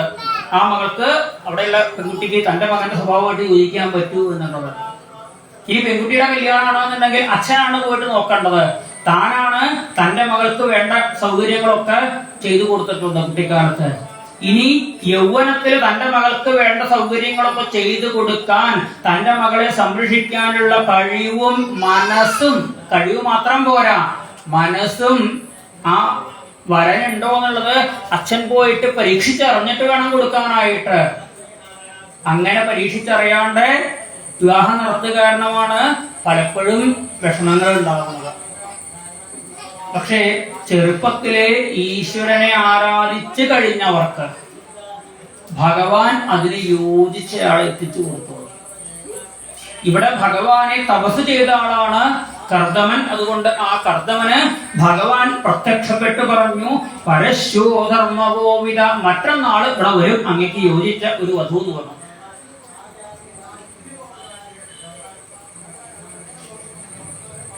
ഭഗവാനെ ആരാധിച്ചാൽ ഫലം കിട്ടാൻ താമസം ഉണ്ടാവില്ല, മറ്റന്നാൾ ഇവിടെ വരും എന്ന് പറഞ്ഞു. അത്രേ. സ്വയംഭുവ മനു അദ്ദേഹത്തിന്റെ രണ്ടാമത്തെ മകള് ദേവഹൂതിയെ കൊണ്ടുവരും. ആ ദേവഹൂതിയെ കല്യാണം കഴിച്ചോളൂ, നിങ്ങൾക്ക് 9 പെൺകുട്ടികൾ ഉണ്ടാവും, 10ാമതായിട്ട് ഞാൻ തന്നെ മകനായിട്ട് വരും എന്ന് ഭഗവാൻ പറഞ്ഞു. ഭഗവാൻ അന്തർധാനം ചെയ്തു. കശ്യപൻ കർദമൻ അവിടെ കാത്തിരുന്നു. 3ാം ദിവസം സ്വയംഭുവ മനു ദേവഹൂതി എന്ന മകളെയും കൊണ്ട് ഭാര്യയോടൊപ്പം ഇവിടെ ആശ്രമത്തിൽ വന്നു. കർദമനെ കണ്ട് പറഞ്ഞു, അങ്ങയുടെ മഹത്വം നാരദ മഹർഷിയിൽ നിന്നും കേട്ട് എന്റെ മകള് അങ്ങയെ വിവാഹം കഴിക്കാൻ ആഗ്രഹിക്കുന്നുണ്ട്, എന്റെ മകളെ സ്വീകരിച്ചോളൂ എന്ന് പറഞ്ഞപ്പോ കർദമനും പറഞ്ഞു, അങ്ങയുടെ മകളെ കുറിച്ച് ഞാനും കേട്ടിട്ടുണ്ട്. ദേവഹൂതി വലിയ സുന്ദരിയാണത്രേ. ആ ദേവഹൂതിയുടെ സൗന്ദര്യത്തെ കുറിച്ചും സ്വഭാവത്തെ കുറിച്ചും ഞാൻ കേട്ടിട്ടുണ്ട്. മാത്രമല്ല ഭഗവാനും പറഞ്ഞിട്ടുണ്ട് വരും എന്നുള്ളത്, സ്വീകരിച്ചോളാൻ പറഞ്ഞിട്ടുണ്ട്. പക്ഷേ എനിക്ക് കുറെ കാലൊന്നും കുടുംബജീവിതത്തിൽ അങ്ങനെ പെട്ട് കഴിയാൻ ഞാൻ ഉണ്ടാവില്ല. കുട്ടികളൊക്കെ ഉണ്ടായാൽ ഞാൻ തപസ് ചെയ്യാൻ പോകും. അത് അങ്ങയുടെ മകൾക്ക് സമ്മതാണോ എന്ന് ചോദിച്ചപ്പോ ദേവഹൂതി പറഞ്ഞു സമ്മതാണോ എന്ന് പറഞ്ഞു. വേഗം കർദമന ദേവഹൂതിയെ വിവാഹം ചെയ്തു കൊടുത്ത് അച്ഛനും മനുവും ഭാര്യയും കൂടി തിരിച്ചു പോയി എന്ന് പറയാ. കല്യാണം കഴിഞ്ഞു എന്ന് വിചാരിച്ച കർദമൻ പിറ്റേ ദിവസം മുതൽ ആ കുടുംബജീവിതത്തിലേക്ക് നടന്നില്ല അത്രേ. കുറച്ചു കാലം കൂടി രണ്ടുപേരും ചേർന്ന്, ഭാര്യയും ഭർത്താവും കൂടി ചേർന്ന് ഈശ്വരാരാധന തുടർന്നു. കർദമൻ തപസ് ചെയ്യും, ദേവഹൂതി അദ്ദേഹത്തെ പരിചരിച്ചുകൊണ്ടിരിക്കും. കല്യാണത്തിന് മുമ്പ് അവരവര് സ്വയം ഈശ്വരാരാധന ചെയ്യണം.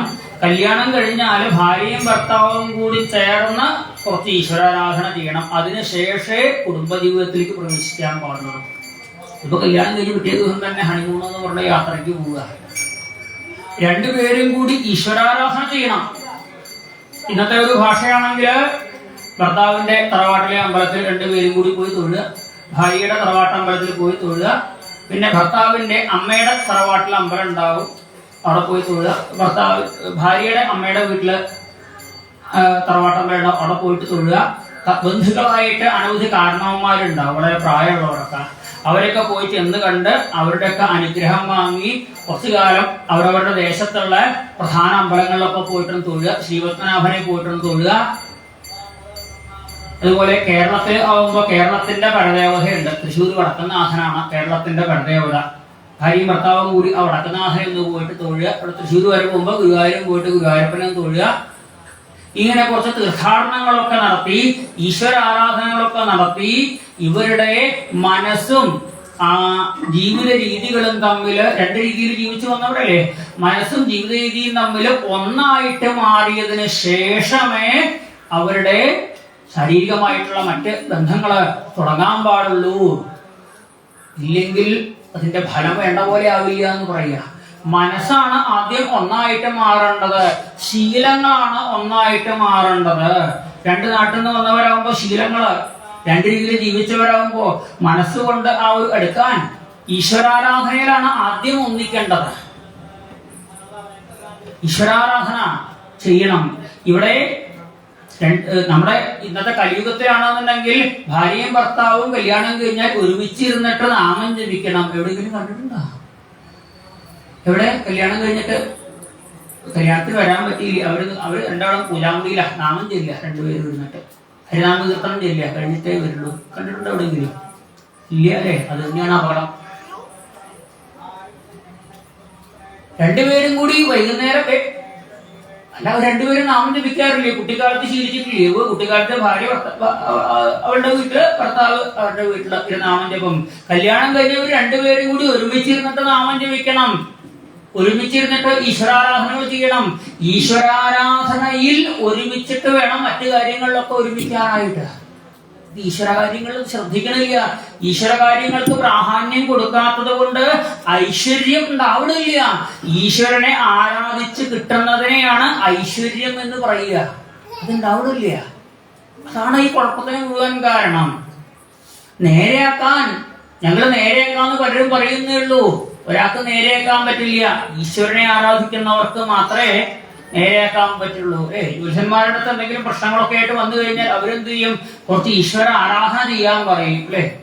ഹോമങ്ങൾ ചെയ്യാനോ, പൂജ ചെയ്യാനോ, അമ്പലത്തിൽ പോയിട്ട് വഴിപാട് കഴിക്കാനോ, വ്രതങ്ങൾ എടുക്കാനോ ഒക്കെ പറയും. എന്താ? ആ ഈശ്വരാരാധന കൊണ്ട് കിട്ടുന്നതാണ് ഐശ്വര്യം. അല്ലാണ്ട് ഒന്ന് ടൂറ് പോയി വരൂ, ഒന്ന് ഇടുക്കിയിലൊക്കെ ഒന്ന് പോയിട്ട്, മൂന്നാറിലൊക്കെ ഒന്ന് പോയിട്ട് വരും, എവിടെയെങ്കിലും പരിഹാരം പറഞ്ഞു കൊടുക്കാറുണ്ട്.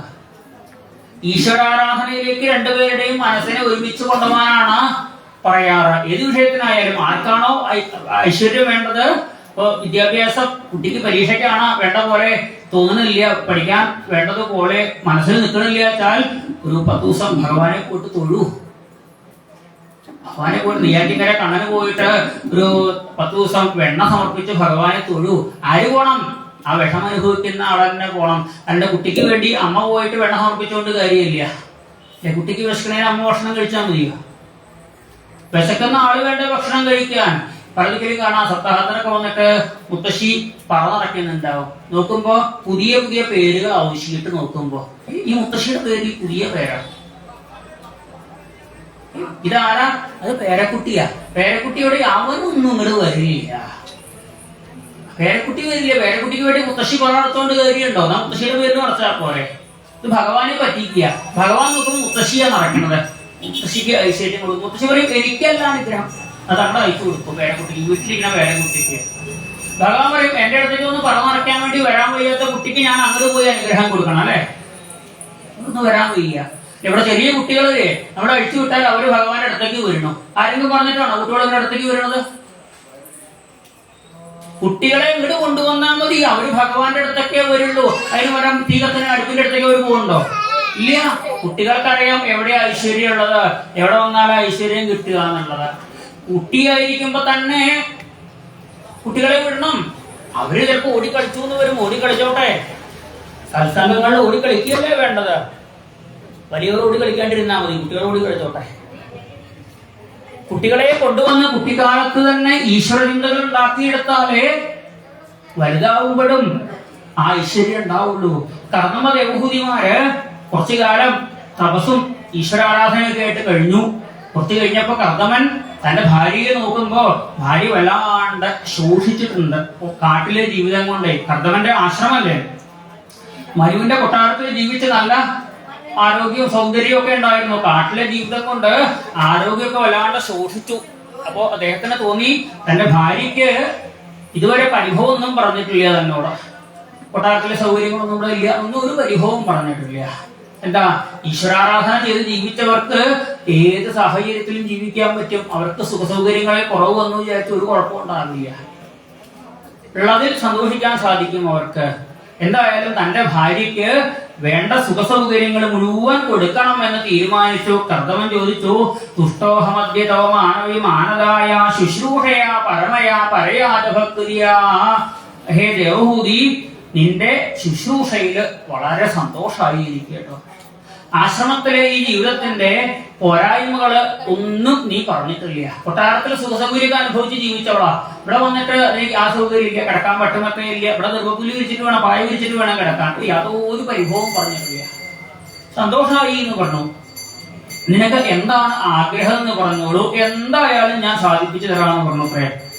യഹൂദി പറഞ്ഞത്രേ, അങ്ങേപ്പോലെ ഒരു താപസനെ ഭർത്താവായിട്ട് കിട്ടിയെന്ന് പറഞ്ഞാൽ തന്നെ അത് തന്നെ എന്റെ ഭാഗ്യം. എനിക്ക് ആഗ്രഹങ്ങളൊന്നുമില്ല. പിന്നെ ഗർഭിണിയായിട്ട് പ്രസവിച്ച് ഒരു അമ്മയാകുക എന്നുള്ള ഒരു ആഗ്രഹം, അതിപ്പോ ഏതൊരു സ്ത്രീക്കും ഉണ്ടാവണമല്ലേ. പ്രസവിക്കണം എന്നൊരു ആഗ്രഹമുണ്ട്, അമ്മയാവണം എന്നത് തീർച്ചയായിട്ടും സാധിപ്പിച്ചു തരാമെന്ന് പറഞ്ഞു. ഭാര്യ ഒരു ആഗ്രഹം പറഞ്ഞാൽ തീർച്ചയായിട്ടും ഭർത്താവ് സാധിപ്പിച്ചു കൊടുക്കണം. കർത്തവൻ പറഞ്ഞു, കുട്ടികളൊക്കെ ആയിക്കഴിഞ്ഞാലേ നമ്മളിപ്പോ ഭൗതികമായിട്ടുള്ള സുഖങ്ങളൊന്നും ഇപ്പൊ അനുഭവിച്ചിട്ടില്ലല്ലോ കല്യാണം കഴിഞ്ഞിട്ട്. ആത്മീയമായിട്ട് ഈശ്വരാരാധന കൊണ്ടുള്ള സുഖമല്ലേ അനുഭവിച്ചിട്ടുള്ളൂ. കുറച്ച് ഭൗതികമായ സുഖസൗകര്യങ്ങളൊക്കെ ഒന്ന് അനുഭവിച്ചിട്ടാവാം കുട്ടികള് എന്ന് പറഞ്ഞാൽ നമുക്കൊരു യാത്ര ചെയ്യാന്ന് പറഞ്ഞു. അത്രേ, ഒരു മധുവിധ യാത്ര. അത് വേണം കല്യാണ ജീവിതത്തില്. ഹണിമൂൺ യാത്ര ഒക്കെ വേണം, മധുവിധ യാത്ര ആവശ്യമാണ്. പക്ഷേ കല്യാണം കഴിഞ്ഞ് രണ്ടുപേരും കൂടി കുറച്ച് ഈശ്വരാരാധന ചെയ്തതിന് ശേഷം വേണം മധുവിധ യാത്ര എന്നേ ഉള്ളൂ. ഇതിപ്പോഴും തുടങ്ങിയതൊന്നുമല്ല ഹണിമൂൺ യാത്ര. സൃഷ്ടിയുടെ ആരംഭത്തിലെ കർദമന ദേവഹൂതിയും കൂടി മധുവിധ യാത്ര പോയിട്ടുണ്ട്. പറ്റുകയാണെങ്കിൽ തന്നെ വിമാനത്തിൽ തന്നെ പോകണം എന്നാ മധുവിധ യാത്ര. കാറിലും ബസ്സിലും തീവണ്ടിയിലൊന്നും പോരാ, വിമാനത്തിൽ തന്നെ പോകണം. കർദമൻ എന്ന് അങ്ങനെയാ പോയത്, സ്വന്തമായിട്ട് വിമാനം വാങ്ങിയിട്ടാണ് അത്രേ പോയത്. പ്രിയായ പ്രിയമന്വേച്ചൻ കർദമോ യോഗമാസ്ഥിത വിമാനം കാമദംഷത്ത തർഹേവാവിരതീകൃത. കർദമൻ തന്റെ യോഗശക്തി കൊണ്ട് ഒരു വിമാനം ഉണ്ടാക്കി എന്നാ പറഞ്ഞത്. കാമകം എന്ന പേരിലുള്ള ഒരു വിമാനം, ഉപരി വിന്യസ്തു നിലയേഷു പൃഥക് 9 നിലകളുള്ള ഒരു വിമാനം. സർവകാല സുഖാവഹം. ആ വിമാനത്തില് എല്ലാ കാലത്തും സുഖാണ് അത്ര. എന്താ, എയർ കണ്ടീഷൻ വിമാനമാണ്. എയർ കണ്ടീഷൻ കണ്ടെത്തി ഇന്നത്തെ കാലത്തൊന്നുമില്ല. അന്ന് കർദമൻ കണ്ടെത്തിയ വിമാനത്തില് എയർ കണ്ടീഷൻ ആയിരുന്നു. സർവകാല സുഖാവഹന്ന, എല്ലാ കാലത്തിലും സുഖമാണ്. പിന്നെ റിമോട്ട് കൺട്രോൾ കൊണ്ട് നിയന്ത്രിക്കുന്ന വിമാനമായിരുന്നു അത്ര. ഇന്നിപ്പോഴും കുറേശ്ശെ അങ്ങനെ കണ്ടെത്തി വരണേ ഉള്ളൂ. പൈലറ്റിന്റെ ആവശ്യമില്ല. കാമകം എന്നാണ്. ആ വിമാനത്തിൽ ഇരിക്കുന്ന ആള് എവിടെ പോണം എന്ന് ആഗ്രഹിച്ചാലും വിമാനം ക്ഷണനേരം കൊണ്ട് അവിടെ എത്തും. അപ്പൊ ഇവിടെ നമ്മൾ വിമാനത്തിൽ കയറിയിട്ട് ദുബായിൽ എത്തണം എന്ന് പറഞ്ഞു കഴിഞ്ഞാൽ അതിന് 3-4 മണിക്കൂർ സമയം വേണ്ടേ? ഇതത് വേണ്ട, ക്ഷണനേരം കൊണ്ട് അവിടെ എത്തും. അത്ര കേമായിട്ടുള്ള വിമാനം. ദേവഹൂതി വിമാനത്തിൽ കയറിക്കോളൂ പറഞ്ഞപ്പോ ദേവഹൂതിക്ക് ഒരു മടി ഇത്രേ. കാരണം എന്താ വെച്ചാൽ കാട്ടിലെ ജീവിതം കൊണ്ട് ശരീരമൊക്കെ ശോഷിച്ച്, ഇപ്പോ നല്ല പട്ടുവസ്ത്രങ്ങളൊന്നും അല്ല ഉള്ളതേ, മരവുരിയും അതുപോലെ പഴയ വസ്ത്രങ്ങളൊക്കെ ധരിച്ചിരിക്കുന്നത്. ഈ മുഷിഞ്ഞ വസ്ത്രമൊക്കെ ധരിച്ചുകൊണ്ട് ശോഷിച്ച ശരീരമൊക്കെ ആയിട്ട് വിമാനത്തിൽ കയറുക എന്ന് പറഞ്ഞു കഴിഞ്ഞാൽ വിമാനത്തിൽ പോകുമ്പോൾ അതിൻ്റെതായ ഒരു സ്റ്റാറ്റസിൽ വേണ്ടേ വസ്ത്രമൊക്കെ ധരിക്കാൻ. ദേവഹൂതിയുടെ മനസ്സ് മനസ്സിലാക്കിയത്രേ. ഭാര്യയുടെ മനസ്സ് മനസ്സിലാക്കി പ്രവർത്തിക്കണം ഭർത്താവ് എന്നാ പറഞ്ഞത്. ഭാര്യ പറയേണ്ട ആവശ്യമില്ല.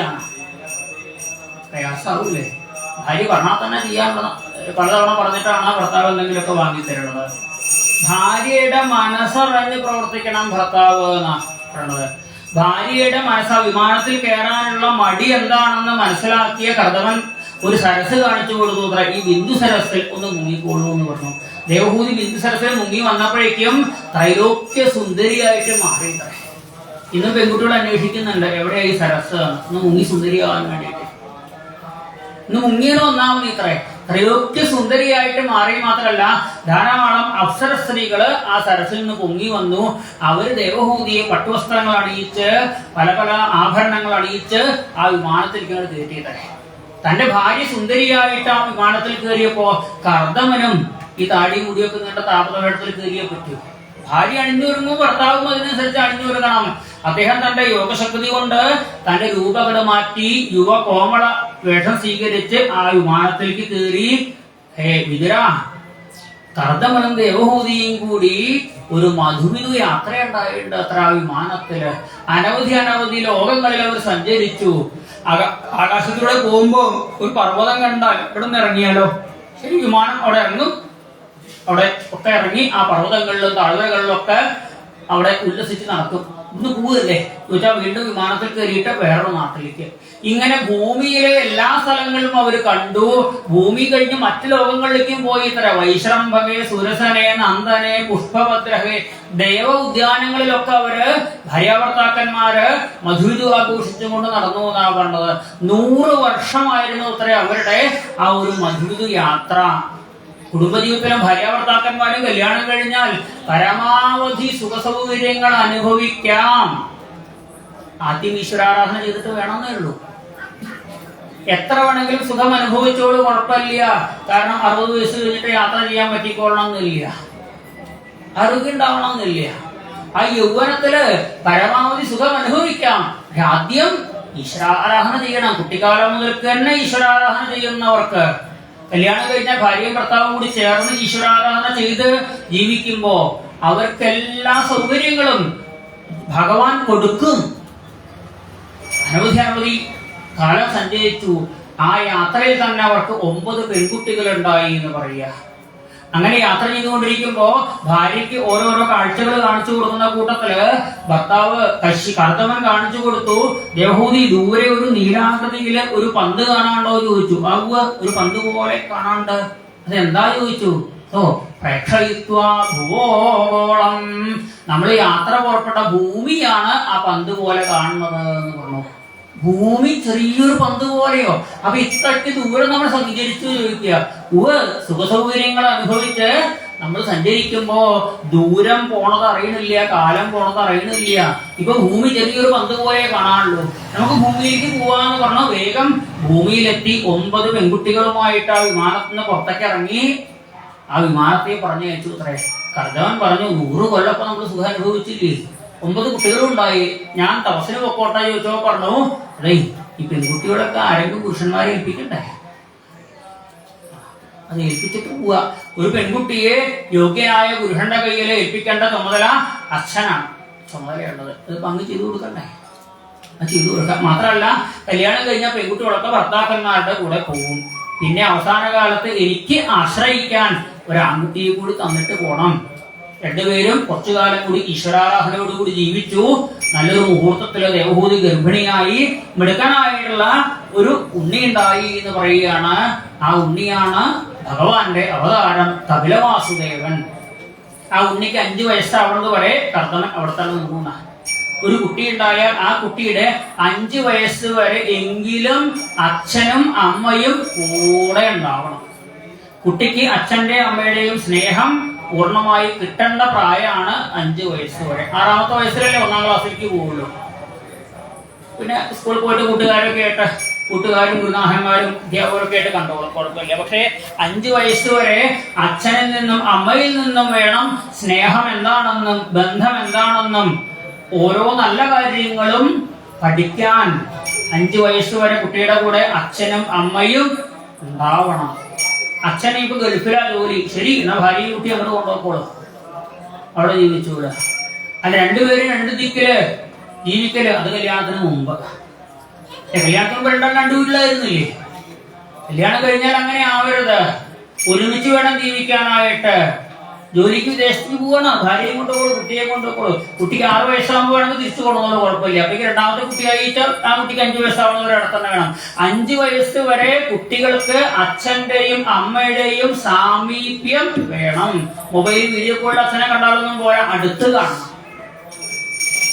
അച്ഛൻ ആരാണെന്നുള്ളതും അച്ഛന്റെ സ്നേഹം എന്താണെന്നുള്ളതും അച്ഛന്റെ പുറത്ത് ആന കയറി കളിക്കേണ്ടത് ആനപ്പുറത്ത് കയറി കളിക്കേണ്ടത് പോലെ അച്ഛൻ കുട്ടുകുത്തിയുടെ അച്ഛന്റെ പുറത്ത് കയറി കളിക്കേണ്ടത് കുട്ടിക്ക് 5 വയസ്സിന് മുമ്പല്ലേ? അല്ല, 15 വയസ്സായി അച്ഛന്റെ പുറത്ത് കയറി കളിക്കുക പറ്റുമോ? അച്ഛന്റെ സ്നേഹം അനുഭവിക്കേണ്ടത്, അമ്മയുടെ സ്നേഹം അനുഭവിക്കേണ്ടത് 5 വയസ്സ് വരെ. ഇല്ലാതെങ്കിൽ കർദമന് കപിലവാസുദേവൻ ഉണ്ടായ ഉടനെ പോവായിരുന്നില്ലേ തപസ്സിന്? ഉണ്ണിക്ക് 5 വയസ്സ് കഴിഞ്ഞിട്ട് പോയുള്ളൂ. കപിലവാസുദേവന് 5 വയസ്സായി. ആ ഉണ്ണി ഈശ്വരനാണെന്ന് മനസ്സിലാക്കി കർദമൻ, ഉണ്ണി ഞാൻ തപസ്സിന് പൊക്കോട്ടെ ചോദിച്ചപ്പോ അച്ഛാ ഇടത്തിമാരുടെ കല്യാണം കഴിഞ്ഞിട്ട് പൊക്കോളൂന്ന് പറഞ്ഞു. ബ്രഹ്മാവ് തന്റെ പുത്രന്മാരുമായിട്ട് വന്നു. ബ്രഹ്മാവിന്റെ പുത്രന്മാർക്ക് കർദമ പ്രധാനമന്ത്രി തന്റെ പെൺകുട്ടികളെ ഓരോരുത്തരെയായിട്ട് വിവാഹം ചെയ്തു കൊടുത്തു. ആ ഭാര്യമാരുമായിട്ട് മഹർഷിമാര് പോയി. മരീചിക്ക് കല എന്ന പേരുള്ള പെൺകുട്ടിയെ, അത്രി മഹർഷിക്ക് അനസൂയ എന്ന പേരുള്ള പെൺകുട്ടിയെ, വസിഷ്ഠ മഹർഷിക്ക് അരുന്ധതി എന്ന പേരുള്ള പെൺകുട്ടിയെ, ഭൃഗു മഹർഷിക്ക് അഹുർഭു എന്ന പേരുള്ള പെൺകുട്ടി, ഇങ്ങനെ ഓരോ പെൺകുട്ടികൾക്കും യോജിച്ചതായിട്ടുള്ള ബ്രഹ്മപുത്രന്മാരെ വിവാഹം ചെയ്തു കൊടുത്ത് അവര് ഭർത്താക്കന്മാരുടെ കൂടെ പോയി. കർദമനും തപസ്സിനായിട്ട് പോയി. ഇപ്പൊ ആശ്രമത്തില് കപിലവാസുദേവനും അമ്മയായിട്ടുള്ള ദേവഹൂതിയും മാത്രമേ ഉള്ളൂ. ദേവഹൂതി ചിന്തിക്കുകയാണ്, എത്രയോ സുഖങ്ങൾ ഞാൻ അനുഭവിച്ചു, പക്ഷെ ഈ സുഖങ്ങളൊന്നും ഇപ്പൊ എന്റെ കൂടെ ഇല്ല. കൊട്ടാരത്തിലാണ് കുട്ടിക്കാലത്ത് ജീവിച്ചത്, ആ സുഖമൊന്നും ഇപ്പൊ എന്റെ കൂടെ ഇല്ല. കൊട്ടാരം ഇല്ല. നല്ല കേമനായിട്ടുള്ള ഭർത്താവിനെ കിട്ടി, ഭർത്താവ് ഇപ്പൊ കൂടെ ഇല്ല. സ്വന്തമായിട്ട് വിമാനം ഉണ്ടായിരുന്നു, വിമാനം ഇപ്പൊ കൂടെ ഇല്ല. പല പല ലോകത്ത് സഞ്ചരിച്ചിട്ട് ഒരുപാട് സുഖങ്ങൾ അനുഭവിച്ചു, ആ സുഖങ്ങളൊന്നും ഇപ്പൊ കൂടെ ഇല്ല. 9 പെൺകുട്ടികൾ ഉണ്ടായിരുന്നു, ആ പെൺകുട്ടികളും ഇപ്പൊ കൂടെ ഇല്ല. അപ്പൊ ഇതുവരെ തന്റെ കൂടെ ഉണ്ടായിരുന്ന സുഖ സൗകര്യങ്ങളൊന്നും എന്നും ഉണ്ടാവണതല്ല എന്ന് ബോധം വന്നു. കുറച്ചു കാലം ഉണ്ടാവും, അത് കഴിഞ്ഞാൽ വിട്ടുപോകും. അപ്പൊ എപ്പോഴും കൂടെ ഉണ്ടാവുന്ന സുഖം എന്താണ് എന്നൊരു ചിന്ത ദേവഹൂതിയുടെ ഉള്ളിൽ വന്നു. തൽക്കാല സുഖമാണ് മറ്റു പലതും. എപ്പോഴും ഉണ്ടാവുന്ന സുഖം എന്താണെന്ന് ദേവഹൂതി തന്റെ മകനും ഈശ്വരനുമായിട്ടുള്ള കപിലവാസുദേവനോട് ചോദിക്കുകയാണ്. അതിന് മറുപടി പറയുന്ന രംഗമാണ് കപില ഉപദേശം. നമുക്ക് ആ ഭാഗം 3 മണിക്കുള്ള പ്രഭാഷണത്തില് അനുസ്മരിക്കാം. ഇപ്പോ ഭഗവാനെ ദീപാരാധന തൊഴുത് നമുക്ക് ഇടവേളയാവാം. 2 മണിക്ക് പാരായണം ആരംഭിക്കും. 3 മണിക്ക് അടുത്ത ആ പ്രഭാഷണം ഉണ്ടാവും. കൂടുതൽ ആളുകള് ഭാഗവത യജ്ഞത്തിന്റെ മുമ്പിലേക്ക് വന്ന് ഭാഗവത കഥകൾ മനസ്സിലാക്കി അതിൽ പറ്റുന്ന കാര്യങ്ങൾ ജീവിതത്തിൽ പകർത്തി ഇനിയുള്ള ജീവിതകാലം സുഖമായിട്ട് കഴിയാൻ ഭഗവാന്റെ അനുഗ്രഹം എല്ലാവർക്കും ഉണ്ടാവട്ടെ എന്ന് പ്രാർത്ഥിക്കാം. സർവത്ര ഗോവിന്ദ നാമ